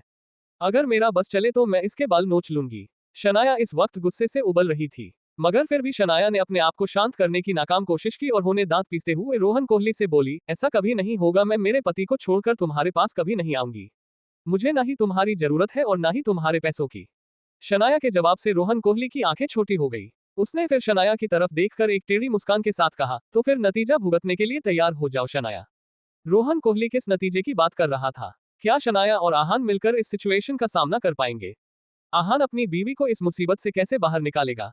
जानने के लिए पढ़ते रहिए पॉकेट नॉवल। CH55 रोहन की करामत। शनाया गिल, क्या तुम्हें लग रहा है कि मैं ये सब पैसों के लिए कर रहा हूँ? मुझे 50 करोड़ किसी खिलौने की तरह लगते हैं। मेरा इंटरेस्ट तो तुम में है। इस कचरे के डब्बे फकीर को छोड़ दो, ये आहान तुम्हें ना ही कुछ दे पाएगा और ना ही कभी खुश रख पाएगा। एक बात जान लो शनाया, अगर तुम इस निकम्मे आहान को छोड़कर मेरे पास आ गई तो तुम्हारी लाइफ सेट हो जाएगी, और इतना ही नहीं 50 करोड़ क्या, तुम जिस चीज पर हाथ रखोगी वो मैं तुम्हें ला कर दूंगा, तुम्हारी हर तमन्ना पूरी करूंगा, बस मेरे पास आ जाओ। रोहन कोहली इस वक्त किसी साइकोपैथ की तरह बातें कर रहा था जिसे शनाया से ऑब्सेशन हो गया था, लेकिन ये बात सिर्फ आहान और रोहन की जानते थे कि रोहन कोहली को शनाया से कोई खास लगाव नहीं था, वो ये सब सिर्फ और सिर्फ आहान से बदला लेने के लिए कर रहा था। रोहन कोहली की कही बात सुनकर शनाया का मुंह बन गया। उसे ऐसा लग रहा था कि वो किसी गंदे नाले को देख रही थी। शनाया ने रोहन की तरफ नफरत भरी निगाहों से देखकर मन ही मन में कहा, मुझे इस आदमी से घिन आ रही है, अगर मेरा बस चले तो मैं इसके बाल नोच लूंगी। शनाया इस वक्त गुस्से से उबल रही थी, मगर फिर भी शनाया ने अपने आप को शांत करने की नाकाम कोशिश की और दांत पीसते हुए रोहन कोहली से बोली, ऐसा कभी नहीं होगा, मैं मेरे पति को छोड़कर तुम्हारे पास कभी नहीं आऊंगी। मुझे ना ही तुम्हारी जरूरत है और ना ही तुम्हारे पैसों की। शनाया के जवाब से रोहन कोहली की आंखें छोटी हो गई। उसने फिर शनाया की तरफ देखकर एक टेढ़ी मुस्कान के साथ कहा, तो फिर नतीजा भुगतने के लिए तैयार हो जाओ शनाया। जैसे ही रोहन ने अपने आखिरी शब्द कहे, एक बार फिर से शनाया के सारे एक्सप्रेशंस बदल गए। एकदम से शनाया को अपनी मॉम की वो बात याद आ गई। उन्होंने कहा था कि अगर शनाया ने रोहन कोहली से शादी नहीं की तो कंट्रैक्ट के अकॉर्डिंग रोहन कोहली उन्हें जेल भी जाना पड़ सकता है। इस ख्याल से ही शनाया को डर लगने लगा। अपनी वाइफ के चेहरे में आया ये बदलाव देखकर आहान से रहा नहीं गया और उसने कुछ सोचा। रोहन कोहली के घमंडी चेहरे की तरफ देखकर आहान ने उससे कहा, रोहन क्यों ना ये मामला मैं सॉल्व करूं? इस सब में मेरी फैमिली को इन्वॉल्व नहीं करते हैं। भले ही आहान मिसेस यामिनी गिल को सबक सीखना चाहता था, मगर वो सच में शनाया की मॉम को जेल जाते हुए नहीं देख सकता था। अगर ऐसा होता तो शनाया बहुत उदास हो जाती, इसलिए आहान ने स्टैंड लेने का फैसला किया। आहान ने जब शनाया और उसकी मॉम को अपनी फैमिली कहा तो रोहन कोहली की आंखें लाल होने लगी। उसे आहान का ऐसा बोलना खास अच्छा नहीं लगा था। दूसरी तरफ शनाया एक बार फिर से बहुत ही इमोशनल होकर आहान की तरफ देखने लगी। रोहन ने शनाया के आंखों में आहान के लिए अपनापन देख लिया था और ये तो उसे बिल्कुल भी अच्छा नहीं लगा। रोहन ने फिर आहान से उल्टा सवाल करते हुए कहा, आहान तुम मामला सॉल्व करोगे? तुम हो ही कौन? क्या तुम्हें ये भी पता है कि 50 करोड़ में कितने जीरो लगते हैं?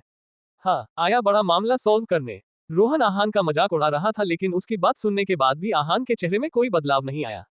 ये देखकर रोहन ने कुछ सोचा और अपनी बात को आगे बढ़ाते हुए कहा, ठीक है, हम ही मामला सॉल्व करते हैं। तुम मुझसे पैर छूकर माफी मांगो, मैं ये मामला रफा दफा कर दूंगा। रोहन ने अपनी बात बहुत ही ज्यादा सीरियस अंदाज में कही थी, इसलिए शनाया या फिर आहान ऐसा अंदाजा नहीं लगा सकते थे कि रोहन कोई मजाक कर रहा था। रोहन का इरादा सिंपल था, अब जबकि उसके हाथ से हर पॉसिबल मौका छूट चुका था तो वो कुछ भी करके आहान को ह्यूमिलिएट करना चाहता था। आफ्टर ऑल सिर्फ आहान को नीचा दिखाने के लिए ही तो रोहन कोहली ने इतना बड़ा बखेड़ा खड़ा कर दिया था, लेकिन जब शनाया ने उसकी कही ये बात सुनी उसकी त्योरियां चढ़ गई। शनाया ने आप देखा नाताब और सीधे सीधे रोहन कोहली से कहा, रोहन कोहली तुम अपनी हद से आगे बढ़ रहे हो, जरा तमीज से पेश आओ। शनाया के शब्दों में उसका गुस्सा साफ साफ झलक रहा था। वो अब आहान के खिलाफ किसी से भी कुछ भी नहीं सुनना चाहती थी। अगर रोहन कोहली अब आहान के अगेंस्ट कुछ कहता तो शनाया एक बार के लिए अपनी मॉम को भी भूल जाती, लेकिन अब रोहन अपने होश खो बैठा था। बदले की आग में वो किसी भी हद तक जाने के लिए तैयार था। रोहन ने बिना कुछ सोचे समझे शनाया को डराने की कोशिश की। क्या मुझ में तमीज नहीं है? हाँ शनाया, तुम्हारी मॉम के जेल में जिंदगी गुजारने के बदले में तो मैंने कुछ भी ज्यादा नहीं मांगा है। मैं तो बस ये कह रहा हूँ कि आहान मेरे पैर छूकर मुझसे माफी मांग ले, अब इसमें हद पार करने जैसा क्या है? रोहन ने आया से अपनी बात को एक्सप्लेन करते हुए कहा। शनाया रोहन कोहली की बेशर्मी को देखकर दंग रह गई थी। वो तो किसी भी चीज से नहीं डर रहा था। जब रोहन ने देखा कि आहान बहुत ही शांत खड़ा था तो उसने आहान से कहा, तुम निकम्मे घर जमाए, क्या तुम्हारे अंदर इतनी अकड़ है? क्या अपनी सासू माँ की जिंदगी बचाने के लिए तुम मेरे पैर नहीं छू सकते?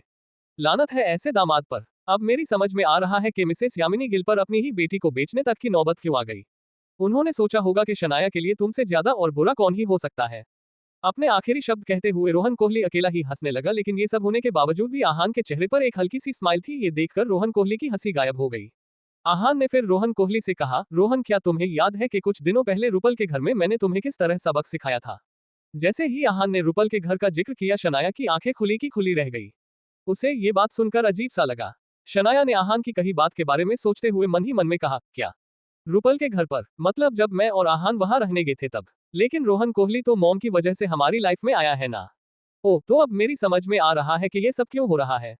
ये रोहन कोहली नाम का बिगड़ा हुआ अमीर आहान और रुपल से बदला लेने के लिए ये सब कर रहा है। अब तो मुझे इस पर पहले से ज्यादा गुस्सा आ रहा है। शनाया का अंदाजा बिल्कुल सही था। अब शनाया की नजरों से रोहन कोहली और भी ज्यादा गिर गया था। जैसे ही आहान ने उस दिन रुपल के घर पर जो भी हुआ था उस बात को मेंशन किया, रोहन कोहली का चेहरा काला पड़ गया। आफ्टर ऑल ये सब कुछ उस दिन की वजह से ही तो हो रहा था। रोहन को एक बार फिर से अपनी बेइज्जती याद आ गई। आहान ने उसकी कैसे पिटाई की थी, कैसे रुपल की आंखों में रोहन के लिए डिसरिस्पेक्ट थी और कैसे आहान ने रोहन को ये बताया था कि वो उसकी फियोंसे का फायदा उठा रहा था। ये सब याद करने के बाद रोहन कोहली के सीने में जलन पैदा हो गई। वैसे इस पॉइंट पर जल तो कुछ और भी रहा था। Comment section. इस वक्त कमेंट सेक्शन में आग लगी पड़ी थी। आहान और शनाया तो लाइव स्ट्रीमिंग के बारे में जानते ही नहीं थे, मगर रोहन, जब उसने देखा कि शनाया ने खुद आहान को किस किया था तो वो अपने होश खो बैठा और ये भी भूल गया कि उसने खुद ही रिपोर्टर्स को यहाँ इनवाइट करके इस डेट को लाइव स्ट्रीम करने के लिए पैसे दिए थे। जब लोगों के सामने रोहन कोहली की असली सच्चाई आ गई तो वो सब नाराज हो गई। उन सब की नाराजगी इस वक्त कमेंट सेक्शन में दिख रही थी। व्हाट द हेल, ये अमीर लोग तो किसी भी हद तक जा सकते हैं। क्या सच में इस रोहन कोहली ने हमारी मिस शनाया को 50 करोड़ रुपए देकर खरीदने की कोशिश की? क्या उसके अंदर अभी भी इंसानियत जिंदा है? नालायक कहीं का, किसी लड़के ने गुस्से भरे इमोजीज के साथ कमेंट करते हुए लिखा। किसी और ने लिखा, लानत है इस रोहन कोहली पर। कुछ देर पहले तक मैं सच में उसे कोई प्रिंस चार्मिंग समझ रही थी, मगर ये तो आज के जमाने का रावण निकला जो आहान और शनाया की खुशी भरी मैरिड लाइफ को तोड़ना चाहता है।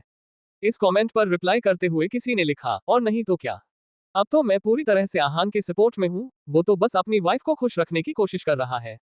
तो क्या हुआ है कि वो रोहन जितना अमीर नहीं है, लेकिन अब तो हम सब ने देख ही लिया है कि शनाया भी अपने पति से कितना प्यार करती है। मैं चाहता हूं कि उन दोनों के प्यार को किसी की नजर ना लगे। ऐसे कई तरह के कमेंट्स इस वक्त पोस्ट किए जा रहे थे। चैनल के सीईओ को यकीन नहीं हो रहा था कि इस वक्त 1.5 मिलियन लोग इस लाइव स्ट्रीमिंग को देख रहे थे। इतने व्यूज शायद ही आज तक उनके चैनल को मिले थे। उन सब का बिजनेस एक ही दिन में लाखों का प्रॉफिट दिला चुका था। मगर इस वक्त कोई था जिसे अपनी नजरों के सामने करोड़ों का लॉस होते हुए नजर आ रहा था। ये इंसान कोई और नहीं, कार्तिक कोहली था। स्प्रिंग कॉर्पोरेशन का पहले प्रोजेक्ट एक हाई क्लास और सुपर लक्जरी रिजॉर्ट बनाने का था। शनाया भी गिल कंस्ट्रक्शंस के साथ उसी रिजॉर्ट से रिलेटेड काम कर रही थी। तभी उन्हें कुछ मुश्किलों का सामना करना पड़ा था। इस वजह से स्प्रिंग कॉर्पोरेशन के partner Raizada groups of industries और कार्तिक कोहली की कंपनी ने एक मीटिंग की और उसमें ऐसा डिसाइड हुआ कि कार्तिक कोहली और यश मेहरा साथ में जाकर यूरोप से कुछ आर्किटेक्ट्स को हायर करेंगे। कुछ दिनों पहले मिस्टर विक्रम ने भी आहान को इस बारे में इन्फॉर्म किया था। उस ही मीटिंग से आज कार्तिक कोहली और यश मेहरा शिमला वापस लौटे थे। जैसे ही कार्तिक कोहली अपने चार्टर प्लेन से नीचे उतरा, उसका राइट हैंड किशन उसे रिसीव करने वहां मौजूद था। किशन, कैसे हो? शिमला में क्या चल रहा है? वैसे कोई फर्क नहीं पड़ता, जो भी चल रहा हो आज रात के लिए एक बढ़िया पार्टी अरेंज करो। कार्तिक कोहली डील के फाइनल होने की वजह से बहुत खुश था। जब किशन ने देखा कि उसका बॉस इतना ज्यादा खुश था तो उसके चेहरे का रंग ही उड़ गया। किशन कार्तिक कोहली को फॉलो करने लगा। उसने चलते हुए मन ही मन में कहा, पता नहीं जब भाई को पता चलेगा कि यहाँ शिमला में इस वक्त क्या चल रहा है तो वो कैसे रिएक्ट करेंगे। मेरी तो समझ में ही नहीं आ रहा है कि मैं भाई को रोहन की इस करामात के बारे में कैसे बताऊं। महर बताना तो पड़ेगा। भाई जिस डील कर लिए इतने खुश हो रहे हैं, अगर वो ही नहीं रही तो। नहीं नहीं, मैं भाई को बता देता हूँ। कार्तिक कोहली का अपने राइट हैंड किशन की तरफ बिल्कुल भी ध्यान नहीं था। वो अपने डील के बारे में बात करते ही जा रहा था। किशन, मैं रायज़ादा ग्रुप ऑफ इंडस्ट्रीज के साथ काम करके बहुत कुछ सीख रहा हूँ। मैं तो कहता हूँ कि तुम भी अगली मीटिंग्स पर मेरे साथ चलो। यश मेहरा भी बहुत स्मार्ट है। किशन, मैं तुमसे कुछ कह रहा हूँ, तुम्हारा ध्यान कहाँ है? कार्तिक कोहली ने देखा कि उसके साथ चलते हुए भी किशन कहीं और ही खोया हुआ था। किशन फिर अपने सेंसेस में लौटा। उसने फिर एक गहरी सांस ली और कार्तिक कोहली से कहा, भाई वो एक प्रॉब्लम हो गया है। ये सुनकर और किशन के एक्सप्रेशंस देखकर कार्तिक कोहली समझ गया कि कुछ तो सीरियस मामला था, वरना ये बात किशन उस तक पहुंचने ही नहीं देता, खुद ही संभाल लेता। क्या हुआ है? कार्तिक कोहली ने पूछा। किशन ने ज्यादा बोलने के बजाय कार्तिक कोहली के आगे एक टैब बढ़ा दिया। उसमें इस वीडियो प्ले हो रहा था। ये वीडियो शनाया गिल की लाइव डेट के हाइलाइट्स का था। उस वीडियो में रोहन कोहली और शनाया गिल को देखने तक कार्तिक कोहली रिलैक्स था। उसे लगा कि उसने भतीजे ने कोई नई मस्ती की होगी और इस बात का कार्तिक कोहली को कोई टेंशन नहीं था, लेकिन अगले ही पल स्क्रीन पर उसने एक जाना पहचाना चेहरा देखा, जिसे देखने के बाद कार्तिक कोहली के पैरों तले जमीन ही सरक गई। अगले ही पल उसके माथे पर पसीने की एक परत बन गई। कार्तिक कोहली ने बड़ी बड़ी आंखों में घबराहट लिए बस एक ही नाम लिया, आहान रायजादा। कार्तिक कोहली अब क्या करने वाला था? क्या उसके नासमझ भतीजे की वजह कार्तिक कोहली बर्बाद होने वाला था? आहान और शनाया इस लाइव डेट को कैसे खत्म करने वाले थे? जानने के लिए पढ़ते रहिए पॉकेट नॉवल। CH56 कुछ तो गड़बड़ है। किशन ने कार्तिक कोहली से कहा, भाई वो एक प्रॉब्लम हो गया है। ये सुनकर और किशन के एक्सप्रेशंस देखकर कार्तिक कोहली समझ गया कि कुछ तो सीरियस मामला था, वरना ये बात किशन उस तक पहुंचने ही नहीं देत खुद ही संभाल लेता। क्या हुआ है? कार्तिक कोहली ने पूछा। किशन ने ज्यादा बोलने के बजाय कार्तिक कोहली के आगे एक टैब बढ़ा दिया। उसमें इस वीडियो प्ले हो रहा था। ये वीडियो शनाया गिल की लाइव डेट के हाइलाइट्स का था। उस वीडियो में रोहन कोहली और शनाया गिल को देखने तक कार्तिक कोहली रिलैक्स था। उसे लगा कि उसने भतीजे ने कोई नई मस्ती की होगी और इस बात का कार्तिक कोहली को कोई टेंशन नहीं था, लेकिन अगले ही पल स्क्रीन पर उसने एक जाना पहचाना चेहरा देखा, जिसे देखने के बाद कार्तिक कोहली के पैरों तले जमीन ही सरक गई। अगले ही पल उसके माथे पर पसीने की एक परत बन गई। कार्तिक कोहली ने बड़ी बड़ी आंखों में घबराहट के साथ बस एक ही नाम लिया, आहान रायजादा। इस वीडियो को देखने के बाद कार्तिक कोहली का ब्लड प्रेशर हाई हो गया था। इस वक्त उसे ना ही अपने खानदान की बेइज्जती का ख्याल आ रहा था और ना ही रोहन के वेस्ट किए हुए 10 करोड़ रुपयों का। जो बात कार्तिक कोहली को परेशान कर रही थी वो तो ये थी कि अगर उसके नासमझ भतीजे की वजह से आहान रायजादा नाराज हो गया तो ना ही उसका बिजनेस बर्बाद हो जाता, लेकिन रायजादा खानदान इस हरकत के लिए पूरे कोहली परिवार को शमशान पहुंचा सकता था। कार्तिक कोहली ने गुस्से से अपने भतीजे को कोसते हुए कहा, ये नालायक रोहन, पहले तो कभी इसने ऐसी कोई हरकत नहीं की थी, लेकिन आजा पहली बात कोई गड़बड़ कर भी ली तो इसे आहान रायजादा ही मिला था। क्या उस कम दिमाग रोहन ने रायजादा खानदान की मालकिन को खरीदने करे कोशिश की है? ये अक्ल का अंधा आज मुझे मरवा कर ही मानेगा। इस वक्त बेचारे कार्तिक कोहली को समझ ही नहीं आ रहा था कि क्या किया जाए। उसने परेशान होकर किशन की तरफ देखा और उससे सवाल करते हुए कहा, क्या तुमने रोहन को रोकने की कोशिश नहीं की? कॉल करो उस बेवकूफ को और कहो कि अभी के अभी अगर उसने ये लाइव स्ट्रीम नहीं रोकी तो मैं उसकी जान ले लूंगा। अपनी बात कहते कहते कार्तिक कोहली अपनी कार की तरफ जाने लगा। किशन ने अपने बॉस को सूरत ए हाल बताते हुए कहा, भाई मैं कब से कोशिश कर रहा हूं मगर रोहन कॉल का जवाब नहीं दे रहा। ऊपर से आज वो अपने साथ किसी को भी लेकर नहीं गया है। मुझे डर है कि कहीं हम पर कोई मुसीबत ना आ जाए। किशन की बात सुनकर कार्तिक कोहली के एक्सप्रेशंस कुछ ज्यादा ही इंटेंस हो गए। वो चलते चलते रुक गया। कार्तिक कोहली ने फिर पलटकर एक नजर किशन की तरफ देखा और उससे सवाल करते हुए कहा, क्या तुम्हें पता है कि रोहन इस वक्त कहाँ है? किशन ने पहले ही पूरी जानकारी निकाल कर रखी थी। वो ये बात अच्छे से जानता था कि जब उसके कार्तिक भाई को इस बखेड़े के बारे में पता चलेगा वो हाथ पर हाथ धरे बैठ नहीं पाएंगे। किशन ने फिर अपने बॉस को जवाब देते हुए कहा, भाई वो 4 सीजन्स होटल में है। जहां तक वीडियो में दिखाई दिया रोहन जरूर ग्लास वॉल रूम में होगा। कार्तिक कोहली ने ये सुनते ही जल्दबाजी में कहा, चलो फिर हमें अगर एक भी पल की देरी हो गई तो मुझे डर है कि कुछ बुरा हो जाएगा। जैसे ही किशन ने कार्तिक कोहली की बात सुनी वो अपनी कार में बैठा और तुरंत ही दोनों रोहन और आहान के पास चले गए। दूसरी तरफ ग्लास वॉल रूम का माहौल थोड़ा गर्म हो गया था। जब रोहन की बदतमीजी बढ़ती जा रही थी तो आहान के एक्सप्रेशंस किसी जमे हुए बर्फ की तरह नजर आने लगे। वो एक शातिर मुस्कान के साथ रोहन की तरफ देखने लगा। आहान ने फिर रोहन कोहली से कहा, रोहन क्या तुम्हें याद है कि कुछ दिनों पहले रूपल के घर में मैंने तुम्हें किस तरह सबक सिखाया था? आहान ने जब इस बात का जिक्र किया तो अनजाने में हो या फिर जानबूझकर रोहन के ताजे ताजे जख्म पर नमक छिड़का गया था। वो ऑफेंडेड होकर आहान की तरफ देखने लगा। रोहन ने फिर कुछ सोचा और आहान के पास जाते हुए बोला, तुम आहान, तुम्हारी हिम्मत ज्यादा ही बढ़ गई है। वैसे तो मुझे तुमसे कोई खास उम्मीद नहीं है, लेकिन क्या तुम्हारी बीवी या फिर तुम्हारी मदर इन लॉ ने तुम्हें मेरे बारे में कुछ भी नहीं बताया है? मैं कौन हूँ, मेरा फैमिली बैकग्राउंड क्या है, क्या तुम ये सब नहीं जानते हो? रोहन गुस्से से तिलमिलाते हुए बोलने लगा। आहान ने केयरलेस लगकर रोहन को जवाब देते हुए कहा, क्या मेरा ये जानना जरूरी है कि तुम कौन हो? आहान की इस बात पर रोहन ने अपने दांत पीसते हुए आहान से कहा, हाँ जरूरी है, क्योंकि अगर मेरे पेशेंस खत्म हो गए तो तुम्हारे साथ क्या क्या हो सकता है। इश्क तुम्हें अंदाजा भी नहीं है। वैसे तो कोहली खानदान के किसी मेंबर से ऐसी धमकी सुनने के बाद कोई भी डर जाता, लेकिन आहान उसे क्या ही फर्क पड़ने वाला था। रोहन के इस तरह धमकाने पर आहान का रिएक्शन काफी अजीब था। आहान हंसने लगा। उसे देखकर ऐसा नहीं लगा कि आहान हंसने का नाटक कर रहा था, वो तो सच में रोहन का मजाक उड़ाते हुए स्माइल कर रहा था। ये देखकर सिर्फ रोहन कोहली ही नहीं शनाया भी कंफ्यूज हो गई। अगले ही पल आहान चलते हुए रोहन के पास गया और उससे धीमी आवाज में बोला, मिस्टर रोहन कोहली, बेशक मुझे आपके फैमिली बैकग्राउंड का अच्छे से अंदाजा है, लेकिन मुझे लगता है कि आपको इस बात का अंदाजा नहीं है कि इस वक्त आपके कहने पर बाहर खड़े रिपोर्टर्स इस सब का लाइव स्ट्रीमिंग कर रहे हैं और अब तक तो लोगों ने आपकी धमकी को सुन भी लिया होगा। आहान बहुत तेज था। जब से उसने इस ग्लास वॉल रूम में कदम रखा था उसे लाइव स्ट्रीमिंग के बारे सब कुछ पता था, लेकिन आहान ने इस बात को अपने चेहरे पर झलकने नहीं दिया, क्योंकि वो शनाया को इस सब के बारे में पता नहीं लगने देना चाहता था, इसलिए आहान ने अपनी ये बात धीरे से कही थी। जैसे हो रोहन ने लाइव स्ट्रीमिंग का जिक्र सुना, उसके पैरों तले जमीन ही सरक गई। रोहन को एकदम से याद आ गया कि अब तक जो भी अंदर की बातें बाहर आई थी वो लोगों तक पहुंच गई होगी। एक ही वक्त पर रोहन को इस सब के अंजाम का डर भी लग रहा था और अपने आप पर गुस्सा भी आ रहा था। सबसे पहले तो रोहन कोहली ने इशारे से लाइव स्ट्रीमिंग बंद करने का कहा, लेकिन कोई क्यों मानने वाला था। आफ्टर ऑल उन रिपोर्टर्स को ये बात अच्छे से पता थी कि जितनी ज्यादा सेंसेशनल खबर उन्हें मिलेगी उतने ज्यादा व्यूज बढ़ते जाएंगे। ये बात तो साफ थी कि उन सब रिपोर्टर्स को वापस जाने के बाद प्रमोशन जरूर मिलने वाला था, इसलिए किसी ने भी अपनी तरफ से लाइव स्ट्रीमिंग बंद नहीं किया।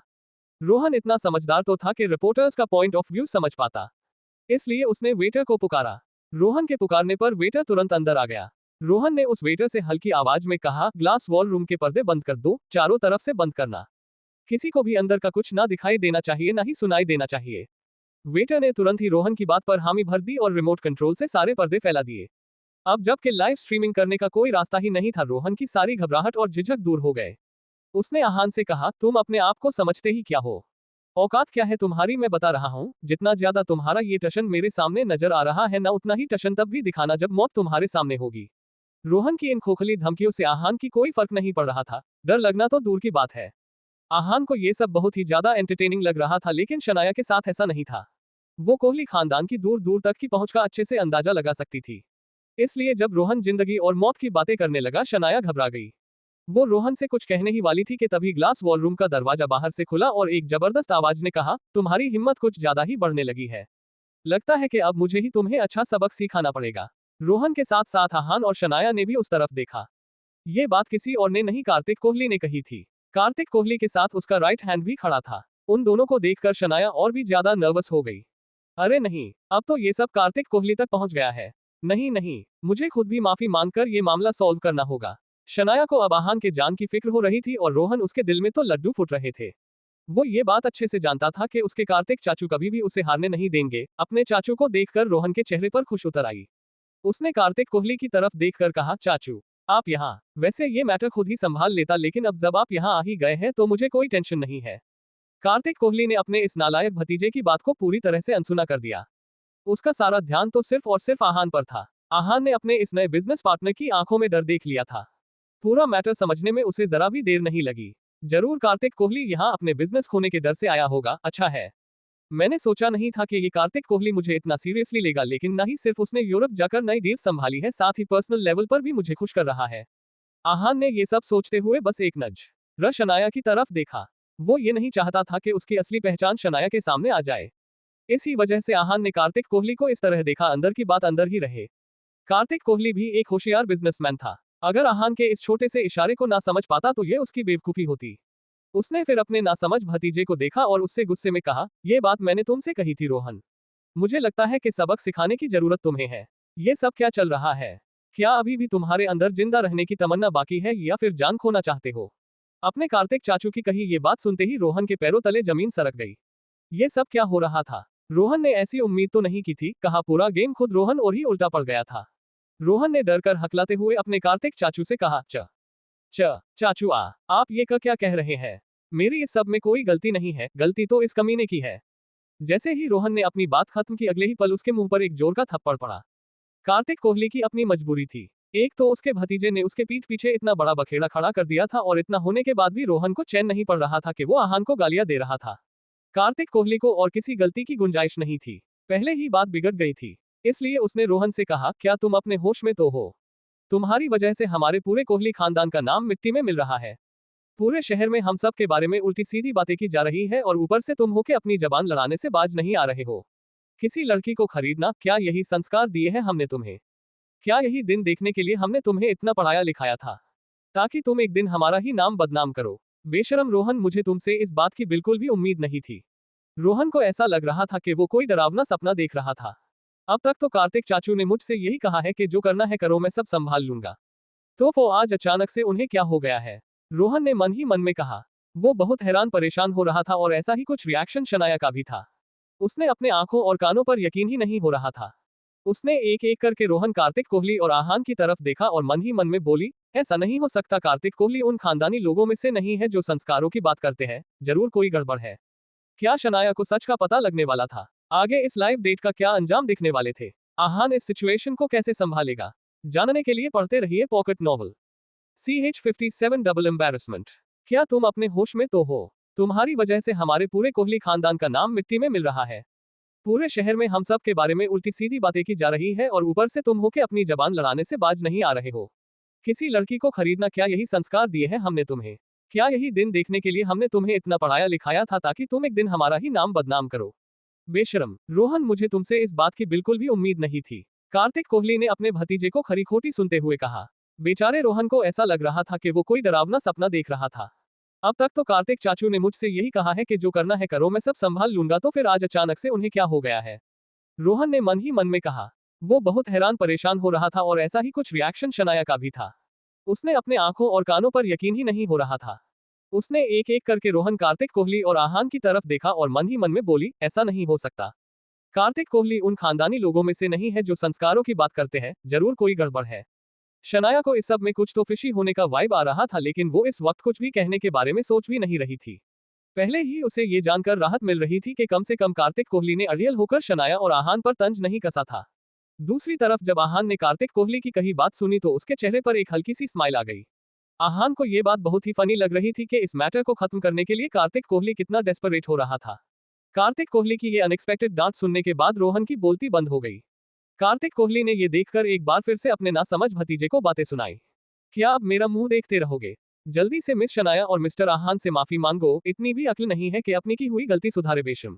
अब कार्तिक कोहली उस पर इतना गुस्सा हो रहा था तो रोहन ने बेमन से आहान और शनाया की तरफ देखा। वो माफी मांगना तो नहीं चाहता था, लेकिन वो अपने चाचा को और ज्यादा नाराज नहीं करना चाहता था, इसलिए रोहन ने अपना सर झुकाकर कहा, आई एम सॉरी।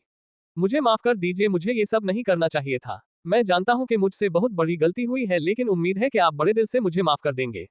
मैं आप दोनों को यकीन दिलाता हूं कि आगे से मेरी तरफ से ऐसा कुछ भी नहीं होगा। रोहन को ये 4-5 सेंटेंसेस बचपन से सिखाए गए थे। वो बेचारा इस माफी की स्पीच को इतनी बार रट चुका था कि अगर उसे नींद से जगाकर भी पूछ लिया जाए तो ये सारी लाइंस ऐसी की ऐसी बोलता। शनाया ने रोहन की तरफ आंखें छोटी करके देखा। वो कुछ कहना ही चाहती थी कि कार्तिक कोहली ने शनाया से कहा, मिसेस र, मेरा मतलब है मिसेस शनाया, प्लीज बड़प्पन से मेरे बेवकूफ भतीजे को माफ कर दीजिए। पहले तो उसने पैसे देकर आपकी, मुझे तो बोलने में भी शर्म आ रही है और ऊपर से ये लाइव स्ट्रीमिंग, लेकिन आप चिंता मत कीजिए, मैं खुद इस बात का ख्याल रखूंगा कि मीडिया में आपके और आपके हस्बैंड के बारे में कुछ गलत ना लिखा जाए। एक बार फिर से मैं रोहन की तरफ से आपसे और मिस्टर आहान से माफी मांगता हूँ। शनाया को अब ये बात आगे बढ़ाने का कोई भी रीजन नजर नहीं आ रहा था, इसलिए उसने बिना कुछ कहे बस हमें अपना सर हिलाया और आहान की तरफ देखने लगी। शनाया ने आंखों ही आंखों में आहान से चलने का कहा तो आहान ने कुछ सोचकर अपनी वाइफ से कहा, शनाया आप आगे बढ़िए, मैं थोड़ी देर में आता हूँ। बाहर ही रुकिएगा, मैं आ रहा हूँ। आहान की बात सुनकर शनाया परेशान हो गई। उसने आहान का हाथ पकड़कर धीमी आवाज में कहा, आहान यहाँ रुककर तुम क्या करना चाहते हो? चलो अब जब मैटर खत्म हो गया है तो बेहतर है कि हम इन लोगों से दूर ही रहे चलो। आहान को शनाया की फिक्र समझ रही थी। उसने फिर अपने आसपास देखा और बहाना बनाते हुए शनाया से कहा, आप बिना वजह परेशान हो रही हैं, मैं तो बस अपना मोबाइल लेकर आ रहा हूँ, आप आगे बढ़िए। शनाया ने फिर देखा कि आहान का मोबाइल डाइनिंग टेबल पर ही रखा हुआ था तो उसने हाँ में सर हिलाया और वहां से बाहर चली गई। शनाया के जाने के बाद फिर आहान ने कार्तिक कोहली की तरफ देखकर उससे कहा, मिस्टर कोहली, सिचुएशन को होशियारी से संभालने के लिए शुक्रिया, आपकी इस मदद को मैं कभी नहीं भूलूंगा। आहान बहुत ही मॉडेस्ट इंसान था। उसकी इसी क्वालिटी को कार्तिक कोहली बहुत पसंद करता था। कार्तिक कोहली ने फिर शर्मिंदा होकर आहान से कहा, मिस्टर रायजादा, यकीन मानिए मैं रोहन की इस बदतमीजी के बारे में कुछ भी नहीं जानता था। अगर मुझे पता होता तो मैं ये सब कभी नहीं होने देता और इस सारे तमाशे को पहले ही रोक लेता।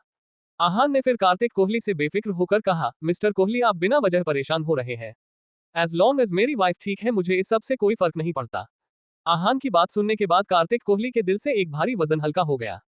उसने फिर कंफ्यूज लग रहे रोहन की तरफ देखकर कहा, भले ही आपने इसे माफ कर दिया हो मिस्टर रायजादा, लेकिन मैं तो रोहन को अच्छा सबक सिखाऊंगा।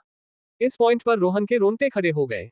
जो बात उसे परेशान कर रही थी वो ये नहीं थी कि उसके चाचू उससे नाराज थे, लेकिन जो बात रोहन को अंदर से खा रही थी वो ये थी कि उसके कार्तिक चाचू बार बार आहान को मिस्टर रायजादा कहकर बुला रहे थे। आहान ने वहां से जाते हुए कार्तिक कोहली से कहा, सच में मिस्टर कोहली, इस बात को इतना सीरियसली लेने की जरूरत नहीं है, और हाँ, यूरोप के डील के बारे में यश से मेरी बात हुई, मुझे आपका काम बहुत अच्छा लगा। कुछ दिन आप आराम कर लीजिए, फिर हम एक मीटिंग कर लेंगे।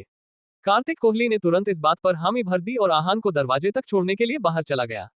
आहान के जाने के बाद कार्तिक कोहली ने एक छुटकारे की सांस ली और अंदर आकर कुर्सी पर बैठ गया। किशन ने उसे पानी का ग्लास पकड़ाया। ये देखने के बाद कि वहां उन तीनों के अलावा कोई गैर मौजूद नहीं था, रोहन भागकर अपने कार्तिक चाचू के पास आ गया। उसने हैरान परेशान होकर कार्तिक कोहली से सवाल करते हुए कहा, चाचू क्या आप उस आहान को जानते हैं? आप उसके साथ इतने अदब से क्यों पेश आ रहे थे? अंदर ही अंदर रोहन जवाब जानता था, लेकिन उसका दिल और दिमाग उस बात को मानने के लिए तैयार नहीं थे। कार्तिक कोहली ने पानी का पूरा ग्लास खाली कर दिया और अपने भतीजे की तरफ देखकर उससे कहा, बेवकूफ, वो अदब से पेश आने लायक ही इंसान है। जानते हो वो कौन है? रायजादा खानदान का वारिस। इस समय एशिया का सबसे अमीर आदमी है वो तो मेरा नसीब अच्छा है कि उसने मेरे साथ काम करने के बारे में सोचा और तुम्हारी इस घटिया हरकत को माइंड भी नहीं किया। आहान रायजादा की मेहरबानी से ही हम सब देश के जाने माने लोगों में से एक होने लगे हैं, तो अपने हरकतों पर जरा लगाम कसो। रायजादा खानदान का नाम सुनने के बाद रोहन को चक्कर ही आने लगे। उसे अपने कानों पर यकीन ही नहीं हो रहा था।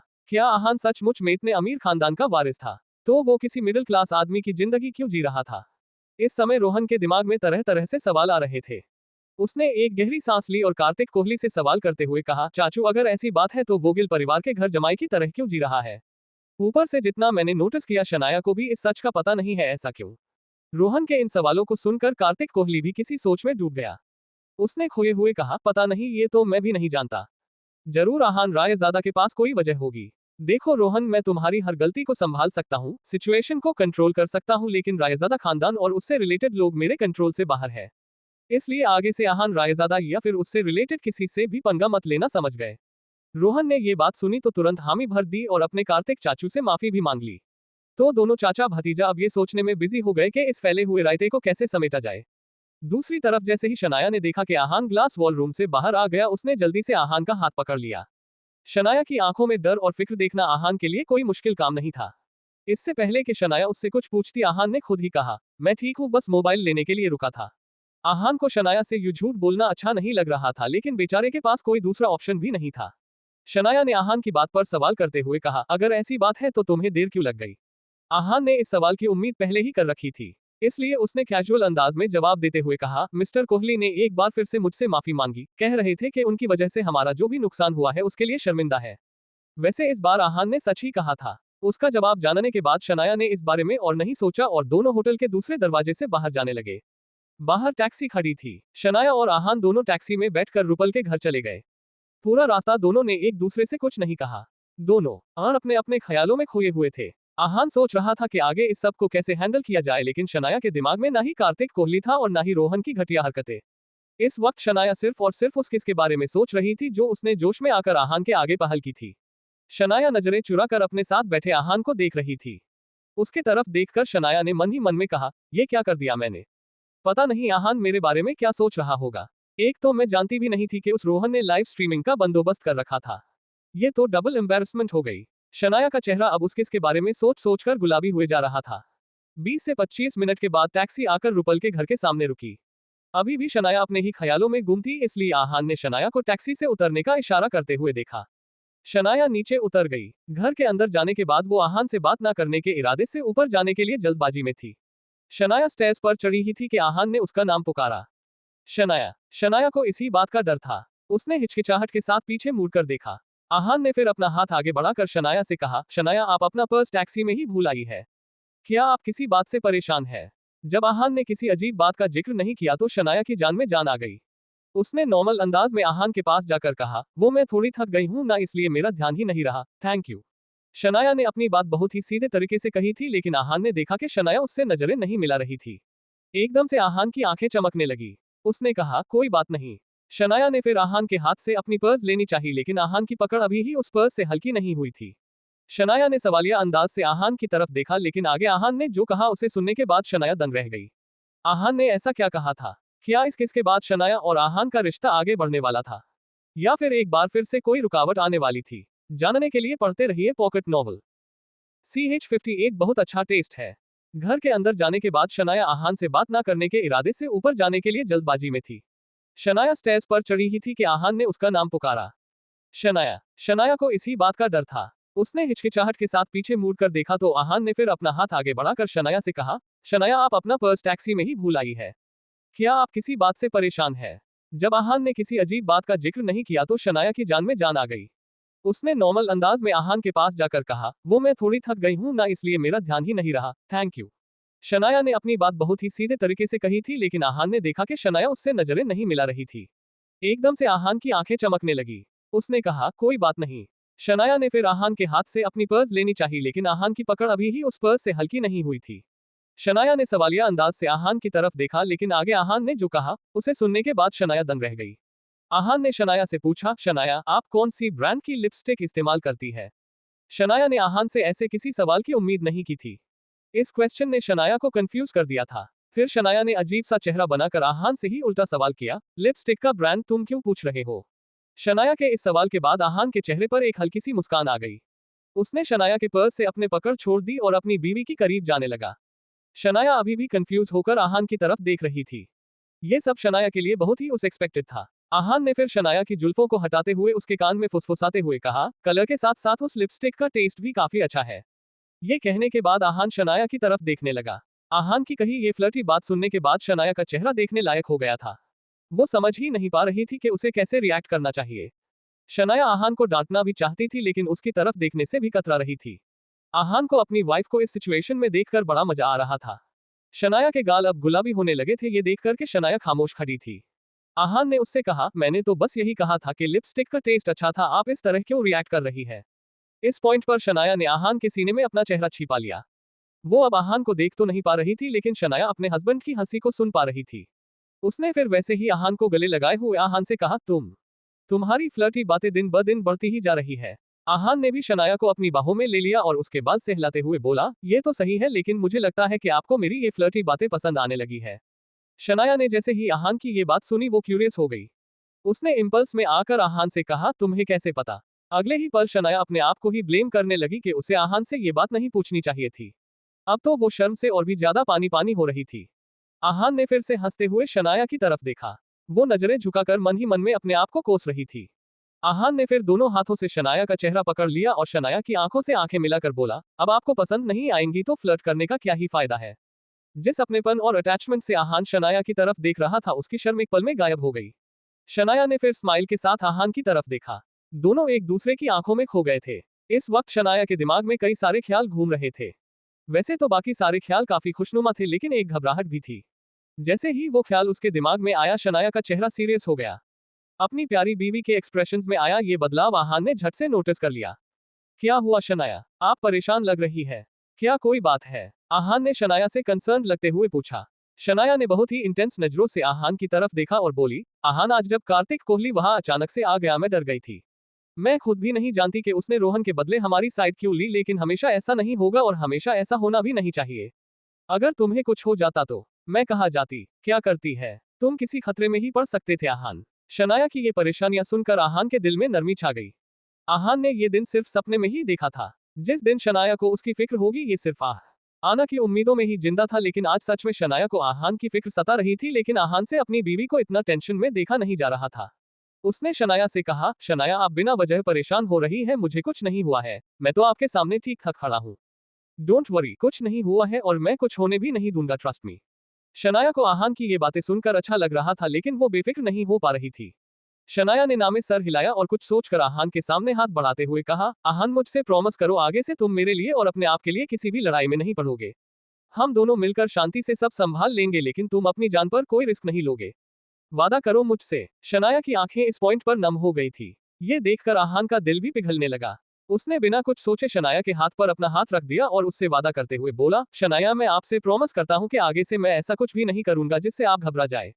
आहान से वादा लेने के बाद शनाया को राहत मिली। आहान ने फिर शनाया के पकड़े हाथ को हल्के से हिलाते हुए कहा, अब मैंने वादा भी कर दिया है, थोड़ा सा मुस्कुरा दीजिए प्लीज। आहान की बात सुनकर शनाया स्माइल करने लगी। दोनों ने एक बार फिर से एक दूसरे को गले लगा लिया। दोनों एक दूसरे के आगोश में बस यही सोच रहे थे कि वो कितने खुश नसीब थे कि उन्हें इतने समझदार और केयरिंग लाइफ पार्टनर्स मिले थे। शनाया को आज एक अलग ही तरह का सुकून मिल रहा था और आहान को खुशी अपने बीवी से प्यार मिलने की खुशी, अपने शादी को एक कदम आगे बढ़ने का मौका मिलने की खुशी। लेकिन हर किसी के साथ ऐसा नहीं था। इस वक्त शहर के किसी दूसरे कोने में किसी हाई क्लास बार के एक प्राइवेट रूम में हवा में बहुत ही अजीब से वाइब्स आ रही थी। रूपल वहां खड़ी मन ही मन में घबरा रही थी। उसके सामने एक मिडिल एजेड आदमी बैठा हुआ था। रूपल की तरफ देखते हुए उस आदमी की आंखों से हवस टपक रही थी। रूपल ने भी उन नजरों को पहचान लिया था। वैसे हमेशा लोगों को ऐसे हालातों में बातें सुनाने वाली रूपल आज चुपचाप खड़ी थी। ऐसा नहीं था कि वो अपने मर्जी से वहां आई थी, मगर आज रूपल मजबूर थी। उस मिडिल एजेड आदमी ने रूपल से कहा, रूपल जी बहुत सालों में मैंने आपकी जैसी बला की खूबसूरत लड़की नहीं देखी। मानना पड़ेगा गुप्ता साहब ने अपनी बेटी को काफी अच्छे से बड़ा किया है। रुपल जी जरूर अपनी माँ की तरह ही दिखती होंगी। जैसे ही रुपल ने अपने मॉम डैड का जिक्र सुना उसकी घबराहट बढ़ गई। रुपल इतनी नर्वस हो रही थी कि उसके माथे पर पसीने की परत आ गई थी। उसने अपने दोनों हाथों को आपस में घिसते हुए मन ही मन में कहा, उफ यार ये क्या बखेड़ा है। अगर मॉम डैड ने बिजनेस के लिए इस रजत चौधरी से पैसे ना लिए होते तो मुझे यहाँ ना आना पड़ता। एक तो इस चालाक आदमी ने मेरे पापा को फंसा दिया और अब मेरे बारे में गंदे ख्याल दिमाग में ला रहा है, लेकिन मैं कर भी क्या सकती हूँ। अगर मैंने इस आदमी के साथ कोऑपरेट नहीं किया तो ना ही सिर्फ पापा का बिजनेस चौपट हो जाएगा, लेकिन हो सकता है कि उन पर जेल जाने की भी नौबत आ जाए। रुपल इस वक्त बहुत ज्यादा परेशान हो रही थी। रजत चौधरी इसी तरह से लड़कियों को फंसाता था। उसने फिर रुपल की तरफ जाते हुए उसे बैठने का कहा। रुपल सहमी सी काउच पर बैठ गई। रजत चौधरी ने विस्की का एक ग्लास रुपल के हाथ में पकड़ा दिया और खुद भी अपने ग्लास से चीयर्स करते हुए बोला, रुपल जी मैं एक भर ही खुश मिजाज आदमी हूँ, काम को मैं ज्यादा सीरियसली नहीं लेता। आफ्टर ऑल बिजनेस इंडस्ट्री में काम करने का असल मजा तो लोगों से मिलने और दोस्ती करने में है, और अगर सामने वाला इंसान आपकी तरह खूबसूरत है तो क्या ही कहने, चीयर्स। ये बात सुनते ही रुपल ने तुरंत मना कर दिया। रुपल को अपनी लिमिट्स पता थी, वो इतनी देर रात को किसी अजनबी के साथ ड्रिंक करने वाली बेवकूफ लड़कियों में से नहीं थी। उसने रजत चौधरी से पोलाइट अंदाज में कहा, वो शराब नहीं पीती, वो क्या है ना मेरी तबीयत कुछ ठीक नहीं है, इसलिए मैं आज शराब पीने में कंफर्टेबल नहीं हूँ। मिस्टर रजत चौधरी उम्मीद है आप बुरा नहीं मानेंगे। रजत चौधरी ऐसे जवाबों से अच्छी तरह से वाकिफ था। उसने एकदम से रुपल से नजरें हटा ली और अपना फैसला सुनाते हुए बोला, रुपल जी मेरी बिजनेस की दुनिया का एक उसूल है कि बिना शराब के कोई भी मीटिंग नहीं करता, डील तो दूर की बात है। अगर आप आज रात कंफर्टेबल नहीं है तो कोई बात नहीं, जब आप ड्रिंक्स के लिए तैयार होंगी उसी दिन मिलेंगे। ये कहने के बाद रजत चौधरी उस प्राइवेट रूम के दरवाजे की तरफ जाने लगा। अगर वो कोई ऐसा ही आदमी होता तो शायद रुपल को कोई फर्क नहीं पड़ता, मगर आज उस बेचारी के पास कोई दूसरा ऑप्शन भी नहीं था। जितनी देर इस मीटिंग को होती उतनी ही जल्दी रुपल के पापा का बिजनेस बर्बाद हो जाता। इसलिए रुपल ने रजत चौधरी को रोकते हुए कहा, मिस्टर रजत चौधरी आप तो बुरा मान गए, मेरा वो मतलब नहीं था। अपनी बात कहने के बाद रुपल ने बेमन से ग्लास को अपने होंठों से लगा लिया तो मिस्टर रजत चौधरी एक टेढ़ी मुस्कान के साथ वापस आ गए। एक के बाद एक ग्लास का सिलसिला चलता रहा। 1 घंटा बीत चुका था और 3 से 4 विस्की की बोतलें खाली हो चुकी थी। इस पॉइंट पर रुपल नशे में चूर हो चुकी थी। रजत चौधरी को ऐसे ही मौके की तलाश थी। उसने फिर शराब के नशे में चूर रुपल से कहा, रुपल जी अब हम बिजनेस की बात कर सकते हैं, कहिए आप यहाँ मुझसे मिलने क्यों आई है। मिस्टर रजत चौधरी सब कुछ जानता था, लेकिन उसके इरादे पहले से ही कुछ अलग थे। रुपल ने अपने होश संभालते हुए कहा, मिस्टर रजत चौधरी मेरे डैड, क्या आप उनकी मदद कर सकते हैं। वो पहले ही एक बड़े क्राइसिस में है, अगर और देर हो गई तो पता नहीं क्या हो जाएगा। रुपल ने जैसे ही ये बात कही मिस्टर रजत चौधरी हंसने लगा। उसने ज्यादा देर लगाए बिना तुरंत कहा, रुपल जी शिमला शहर में मेरी बहुत जान पहचान है, अपने 1-2 दोस्तों से बात करके मैं गुप्ता साहब की मदद कर सकता हूँ। भले ही ये एक जोखिम भरा कदम होगा, लेकिन फिर भी आपके कहने पर मैं इतना तो कर ही सकता हूँ, लेकिन ये सब करने के बाद मुझे क्या मिलेगा। ये मिस्टर रजत चौधरी का असल रूप था। वो इसी सवाल के साथ रुपल को अपने जाल में फंसाने वाले थे। एक तो रुपल की उम्र काफी कम थी, ऊपर से उसकी खूबसूरती। रुपल के पापा के बिजनेस को असल में खुद मिस्टर रजत चौधरी ने प्रॉब्लम में डाला था। अपनी की हुई गड़बड़ सुधारना उसने लिए कोई बड़ा काम नहीं था, लेकिन अगर इस सिचुएशन से मिस्टर रजत चौधरी को इतना अच्छा फायदा हो रहा था तो वो पीछे क्यों हटता। रुपल ने ज्यादा सोचे बिना पॉइंट की बात करना सही समझा। मिस्टर रजत चौधरी आप क्या चाहते हैं। आप मेरे पापा को इस क्राइसिस से बाहर निकाला जा सकता है तो मैं आपकी ख्वाहिश जरूर पूरी करूंगी। अब मिस्टर रजत चौधरी रुपल के सामने क्या शर्त रखेंगे। क्या रुपल किसी बड़ी मुसीबत में फंसने वाली थी। लाइव डेट का आहान और शनाया पर क्या असर पड़ने वाला है, जानने के लिए पढ़ते रहिए पॉकेट नॉवल। CH59 एक रिस्की गेम। रुपल जी शिमला शहर में मेरी बहुत जान पहचान है, अपने 1-2 दोस्तों से बात करके मैं गुप्ता साहब की मदद कर सकता हूँ। भले ही ये एक जोखिम भरा कदम होगा, लेकिन फिर भी आपके कहने पर मैं इतना तो कर ही सकता हूँ, लेकिन ये सब करने के बाद मुझे क्या मिलेगा। ये मिस्टर रजत चौधरी का असल रूप था। वो इसी सवाल के साथ रुपल को अपने जाल में फंसाने वाले थे। एक तो रुपल की उम्र काफी कम थी, ऊपर से उसकी खूबसूरती रुपल के पापा के बिजनेस को असल में खुद मिस्टर रजत चौधरी ने प्रॉब्लम में डाला था। अपनी की हुई गड़बड़ सुधारना उसके लिए कोई बड़ा काम नहीं था, लेकिन अगर इस सिचुएशन से मिस्टर रजत चौधरी को इतना अच्छा फायदा हो रहा था तो वो पीछे क्यों हटता। रुपल ने ज्यादा सोचे बिना पॉइंट की बात करना सही समझा। मिस्टर रजत चौधरी आप क्या चाहते हैं। अगर मेरे पापा को इस क्राइसिस से बाहर निकाला जा सकता है तो मैं आपकी ख्वाहिश जरूर पूरी करूंगी। रजत चौधरी ने जैसे ही रुपल की कही ये बात सुनी, उसके चेहरे पर एक हवस भरी मुस्कान ने जगह बना ली। उसने फिर रुपल की तरफ अपने कदम बढ़ाते हुए कहा, तो फिर क्या है ना हम दोनों एक गेम खेले। जो भी इस गेम में जीतेगा उसकी ख्वाहिश पूरी होगी। अगर मैं जीता तो आपको मैं जब भी बुलाऊं और जो भी करने को कहूं मानना पड़ेगा, और अगर आप जीत गई तो मैं गुप्ता साहब का बिजनेस पहले की तरह करने की उनकी मदद करूंगा। रुपल को ये गेम कुछ ज्यादा ही रिस्की लग रहा था। भले ही इस वक्त वो नशे की हालत में थी, मगर रजत चौधरी के चेहरे की स्माइल समझना उसके लिए कोई मुश्किल बात नहीं थी, लेकिन शर्त अगर रुपल जीत जाती तो उसके पापा को और उसके फैमिली बिजनेस को बचाने की पूरी पॉसिबिलिटी थी। अपने पापा का चेहरा याद आते ही रुपल ने बाकी सारे ख्याल छोड़ दिए। जो झिझक रजत चौधरी को देखने के बाद रुपल के दिमाग में थी उसे रुपल ने भुला दिया और जबरदस्ती की स्माइल के साथ रजत चौधरी से बोली, सुनने में तो ये अच्छी डील लग रही है, ठीक है मैं तैयार हूँ। वैसे गेम क्या होगा? मतलब मुझे अगर इस गेम में जीतना है तो क्या करना पड़ेगा? इस पॉइंट पर रजत गिल अपना जाल बिछाने में कामयाब हो गया था। गेम क्या है ये जानने के पहले ही रुपल ने हामी भर दी थी और रुपल जैसे खूबसूरत और जवान लड़कियों के मजबूरी का फायदा उठाने का रजत चौधरी को शौक था। उसने रुपल के हाथ पर अपनी उंगलियां फेरते हुए सवाल का जवाब दिया।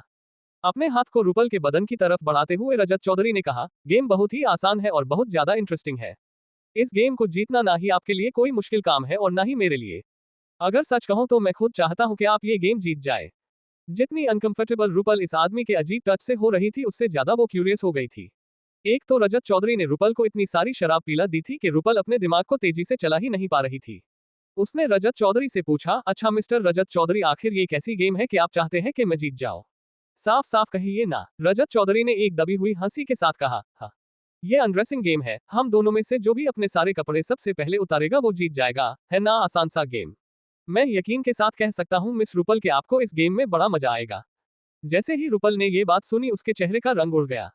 जितना नशा इस वक्त उसके दिमाग पर सवार था सारा का सारा एक ही पल में उतर गया। रुपल ने सोचा कि वो कुछ भी कर ले जब तक कोई बाहर से उसे बचाने ना आ जाए उसका बचना मुश्किल ही नहीं नामुमकिन था और ना ही वो रजत चौधरी से पंगा लेना अफोर्ड कर सकती थी। आफ्टर ऑल इस सब का असर उसके पापा और उनके बिजनेस पर हो सकता था। एकदम से रुपल के दिमाग में एक ख्याल आ गया। रुपल ने फिर अपने आप पास देखा। भले ही सब कुछ धुंधला सा नजर आ रहा था लेकिन रुपल ने फोकस करने की कोशिश की। जैसे ही उसकी नजर काउच पर पड़ी हुई पिलो पर पड़ी उसके जान में जान आ गई। रुपल ने फिर उस पिलो को पकड़ा और रजत चौधरी के चेहरे पर पुश करना शुरू किया। उस पिलो की वजह से रजत चौधरी को सांस नहीं आ रही थी। रुपल ने फिर जोर लगाकर काउच पर बैठे हुए रजत चौधरी को जमीन पर गिरा दिया। फाइनली जब उसका मकसद पूरा हुआ रुपल ने विस्की का भरा हुआ ग्लास रजत चौधरी के मुंह पर उड़ेल दिया। जब रजत चौधरी इस सब के साथ खड़ा होने की कोशिश कर रहा था रुपल ने जल्दी से अपने जींस के पॉकेट से अपना मोबाइल निकाला और कॉन्सेंट्रेट करते हुए कुछ टाइप करने लगी। थोड़ी ही देर में उसके मोबाइल की बैटरी डेड हो गई लेकिन तब तक रुपल का काम हो गया। अपने आप को खड़ा करने की कोशिश कर रहे रजत चौधरी की तरफ घबराई हुई नजरों से देखते हुए रुपल ने मन ही मन में कहा, ओ गॉड, प्लीज इस बार बचा लीजिए, मैं ऐसे घटिया आदमी के हाथों बर्बाद नहीं होना चाहती। प्लीज भगवान जी प्लीज। रुपल को देखकर ये बताना बिल्कुल भी मुश्किल नहीं था कि इस वक्त उसकी हालत कितनी बुरी हो गई थी। उसे बिल्कुल भी समझ में नहीं आ रहा था कि इस मुसीबत से कैसे बाहर निकला जाए। तभी रजत चौधरी खड़ा हो गया। उसकी आंखों में गुस्सा भरा हुआ था। रजत चौधरी ने गुस्से में आकर रुपल के बाल पकड़ लिए और उससे अपने दांत पीसते हुए बोला, साली सर पर चढ़ रही है, रुक जा अभी तुझको बताता हूँ कि ये रजत चौधरी कौन है। अपने आखिरी शब्द कहते हुए रजत चौधरी ने रुपल के गाल पर एक कसकर थप्पड़ जड़ दिया। उस थप्पड़ की आवाज पूरे प्राइवेट रूम में गूंज गई। ऐसी ही आवाज शहर के दूसरे कोने में गूंजी थी। ये आवाज किसी थप्पड़ की नहीं, मैसेज आने के नोटिफिकेशन की थी। आहान के साथ अपने दिल की बातें करने के बाद शनाया लिविंग रूम में बैठकर अपना काम कर रही थी। आहान किचन में अपनी वाइफ के लिए हल्दी का दूध बना रहा था। घर में बहुत ही सुकून भरी खामोशी थी। तभी एकदम से शनाया के मोबाइल पर किसी का मैसेज आया। उसने बेमन से अपना मोबाइल उठाया और उसे अनलॉक किया। अपनी फाइल से चेहरा बाहर निकालकर जब शनाया की नजर अपने मोबाइल पर पड़ी वो क्यूरियस हो गई। रुपल का मैसेज, ये लड़की मुझे कब से मैसेज करने लगी? शनाया ने अपने आप से ही सवाल किया और अपनी बेस्ट फ्रेंड का भेजा हुआ मैसेज पढ़ने लगी। उसी वक्त आहान भी हाथ में हल्दी के दूध का ग्लास पकड़े वहां आ गया। उसने शनाया की कही बात सुन ली थी। कोई जरूरी बात होगी, आप देख लीजिए। ये कहते हुए आहान आकर शनाया के पास बैठ गया। उसकी बात सुनकर शनाया ने हाथ में दूध का ग्लास पकड़ा और बोली, हाँ देखती हूँ और उस रुपल की बच्ची को अच्छी डांट लगाती हूँ। आजकल हर रोज उसे घर आने में आधी रात हो जाती है, अगर ऐसा ही चलता रहा तो रुपल की तबीयत पर इसका बुरा असर पड़ेगा। शनाया की आवाज में फिक्र साफ झलक रही थी। जब आहान ने शनाया की कही ये बात सुनी उसका मुंह बन गया। आहान ने इस बात से डिसएग्री करते हुए मन ही मन में कहा, अच्छा है कि वो नखरेल चुड़ैल रोज देर से घर लौटती है, वो मुझसे और मेरी वाइफ से जितनी दूर है उतना ही बेहतर है। जब देखो तब मेरा घर जलाने के पीछे पड़ी रहती है।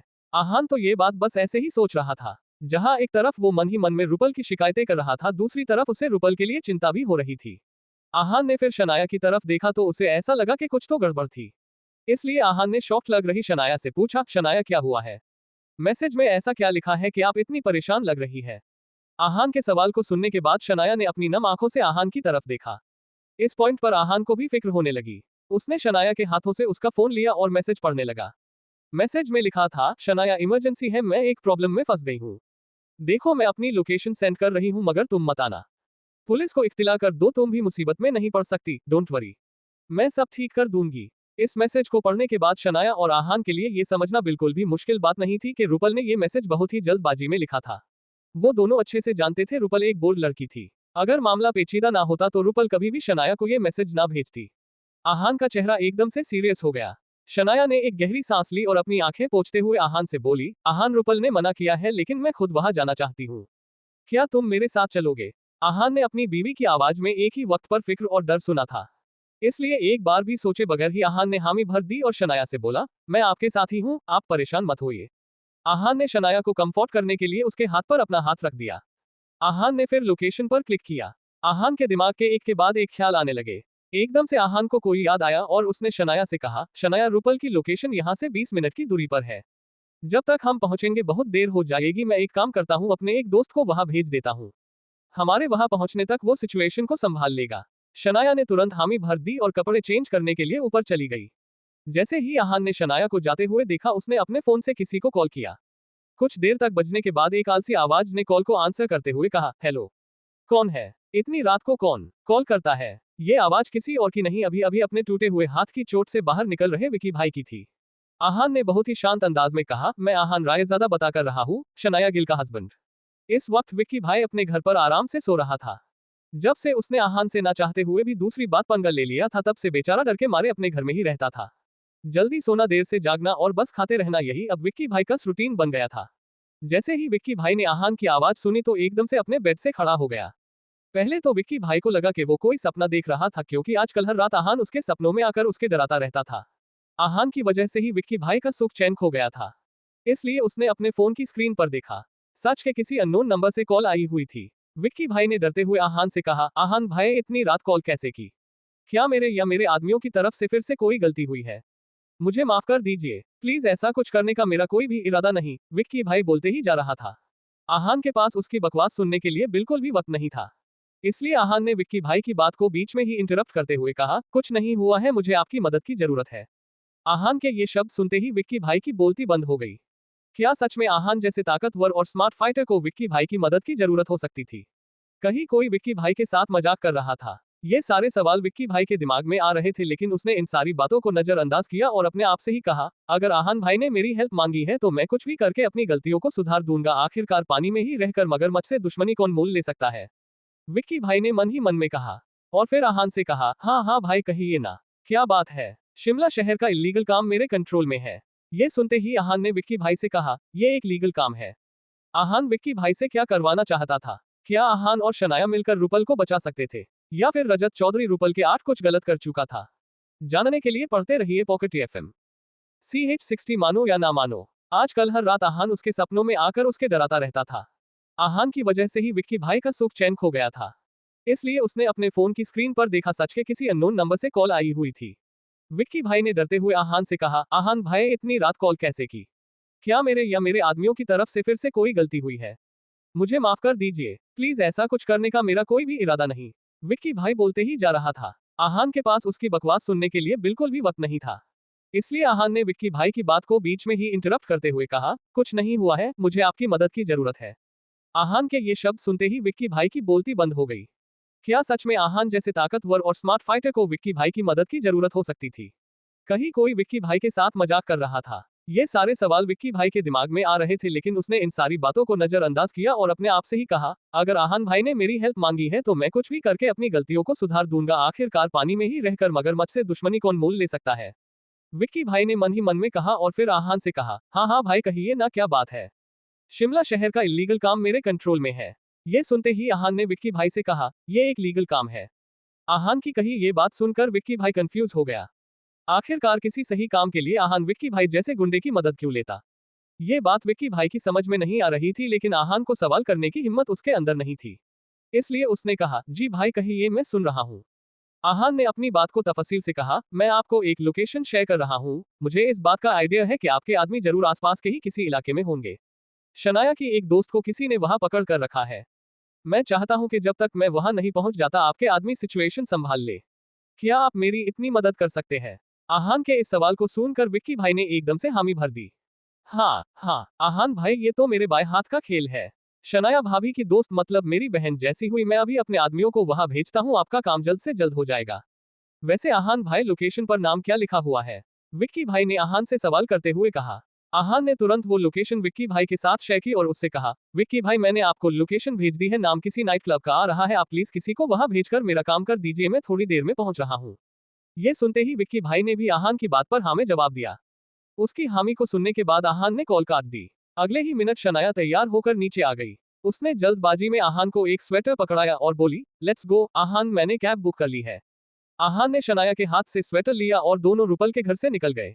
इस पूरे वक्त के दौरान शनाया के दिमाग में हर मुमकिन डरावने ख्याल आ रहे थे। रुपल के खैरियत के बारे में वो खुद शो नहीं थी, लेकिन ऊपर वाले से बस यही मांग रही थी कि कहीं रुपल के साथ कुछ बुरा ना हो जाए। शनाया वैसे तो बहुत परेशान थी, टेंशन में थी, लेकिन ऊपर से बहुत स्ट्रांग और फोकस्ड नजर आ रही थी। लेकिन इस वक्त रुपल की हालत बहुत बुरी थी। रजत चौधरी उसे एक के बाद एक कई सारे थप्पड़े मार चुका था।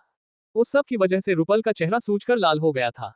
एक दो बार रुपल का सर टेबल से भी पटका गया था, जिसकी वजह से रुपल के माथे से खून बह रहा था। रुपल ने इस वक्त जीन्स पर एक सफेद रंग की शर्ट पहन रखी थी और वो सफेद शर्ट भी आधी फट गई थी। यहाँ तक कि रुपल की बाजू पर रजत चौधरी के नोचने के निशान भी नजर आ रहे थे। इस सब के बावजूद रुपल ने अब तक एक बार भी रजत चौधरी से अपना पीछा छोड़ने की ना रिक्वेस्ट की थी और ना ही उससे माफी मांगी थी। रजत चौधरी को लगा था कि एक दो थप्पड़ों के बाद रुपल रोते हुए उससे अपने जान की भीख मांगेगी, लेकिन रुपल के चेहरे पर कोई गिड़गिड़ाने के एक्सप्रेशंस नहीं थे। उल्टा वो रजत चौधरी की तरफ आंखों में नफरत लेकर देख रही थी। रजत चौधरी को ये देखकर गुस्सा आ गया। उसने रुपल के बालों को कसकर पकड़ लिया और उसे गालियां देते हुए कहा, कुत्ती क्या तुम्हारा घमंड अब तक कम नहीं हुआ? मैंने तुम्हारे जैसी बेशर्म औरत आज तक नहीं देखी, इतना होने के बाद भी मेरे सामने सरेंडर करने के बजाय तुम हो के मुझे घूर कर द एक रही हो। मैं तुम्हें एक बात सच सच बता रहा हूं, तुम मानो या ना मानो, मैं आज इसी रूम में तुम्हारी जान ले लूंगा। ये सब कहते हुए रजत चौधरी किसी वेशी दरिंदे की तरह नजर आ रहा था।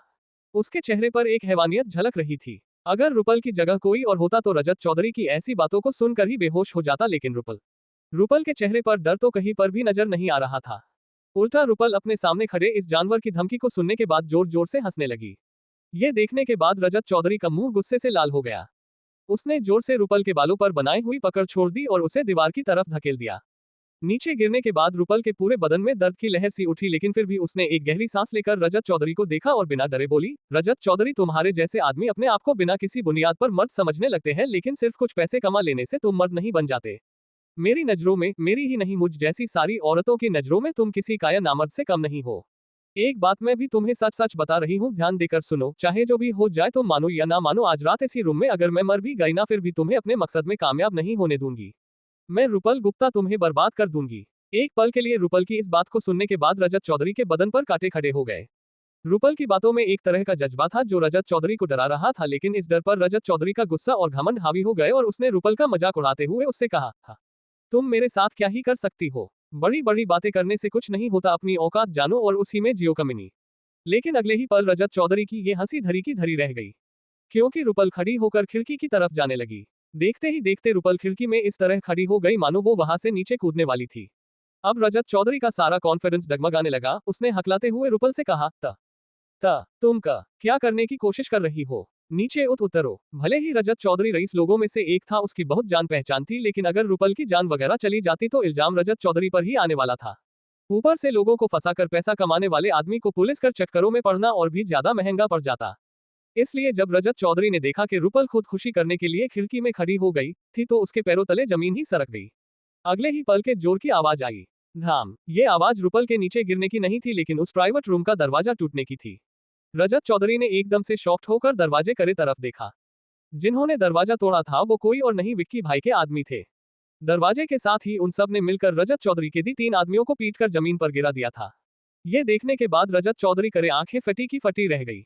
उसने उन सब आदमियों से पूछा, तुम सब कौन हो और यहाँ पर क्या कर रहे हो? एक तो पहले ही रुपल ने उसका सारा मूड खराब कर दिया था और अब खिड़की में जाकर अपनी जाने देने की तैयारी में थी। इतना सब पहले ही उसके लिए काफी था, लेकिन अब ये अनजान से गुंडे आकर उसके आदमियों को पीट चुके थे। ये सब देखकर रजत चौधरी कंफ्यूज हो गया।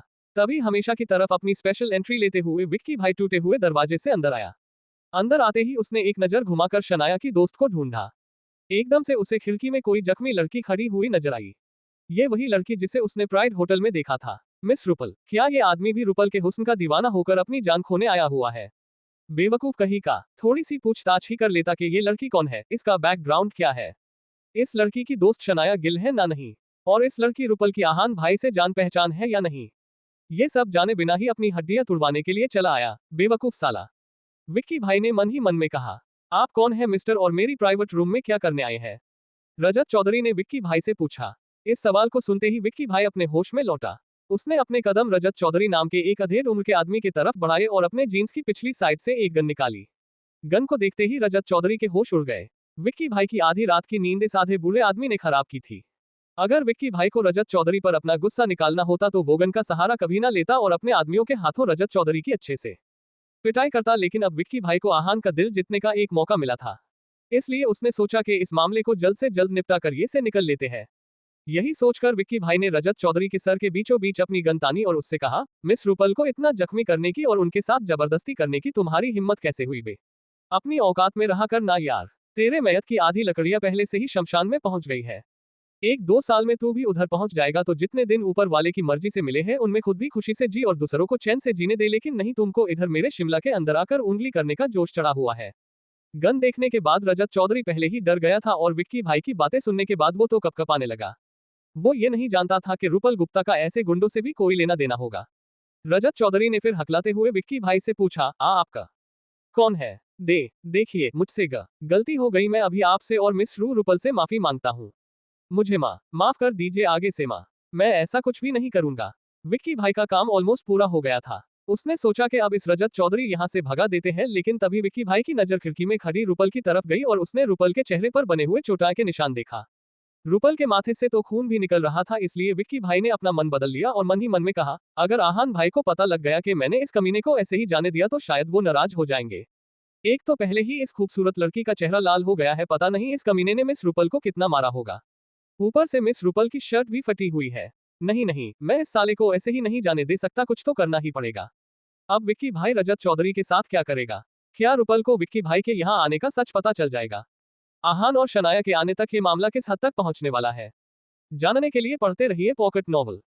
आज के लिए बस इतना ही। अगर आप इस कहानी के बारे में और अधिक जानकारी चाहते हैं तो पढ़ते रहिए कहानी सीक्रेट अमीरजादा ऑटो। और अगर आपको ये कहानी पसंद आए हो तो प्लीज लाइक, सब्सक्राइब और शेयर करें। अगर आप हमारे चैनल को लाइक करते हैं तो हमें और अधिक मोटिवेशन मिलती है इस तरह की और कंटेंट बनाने के लिए। धन्यवाद। Folded hands, folded hands, folded hands.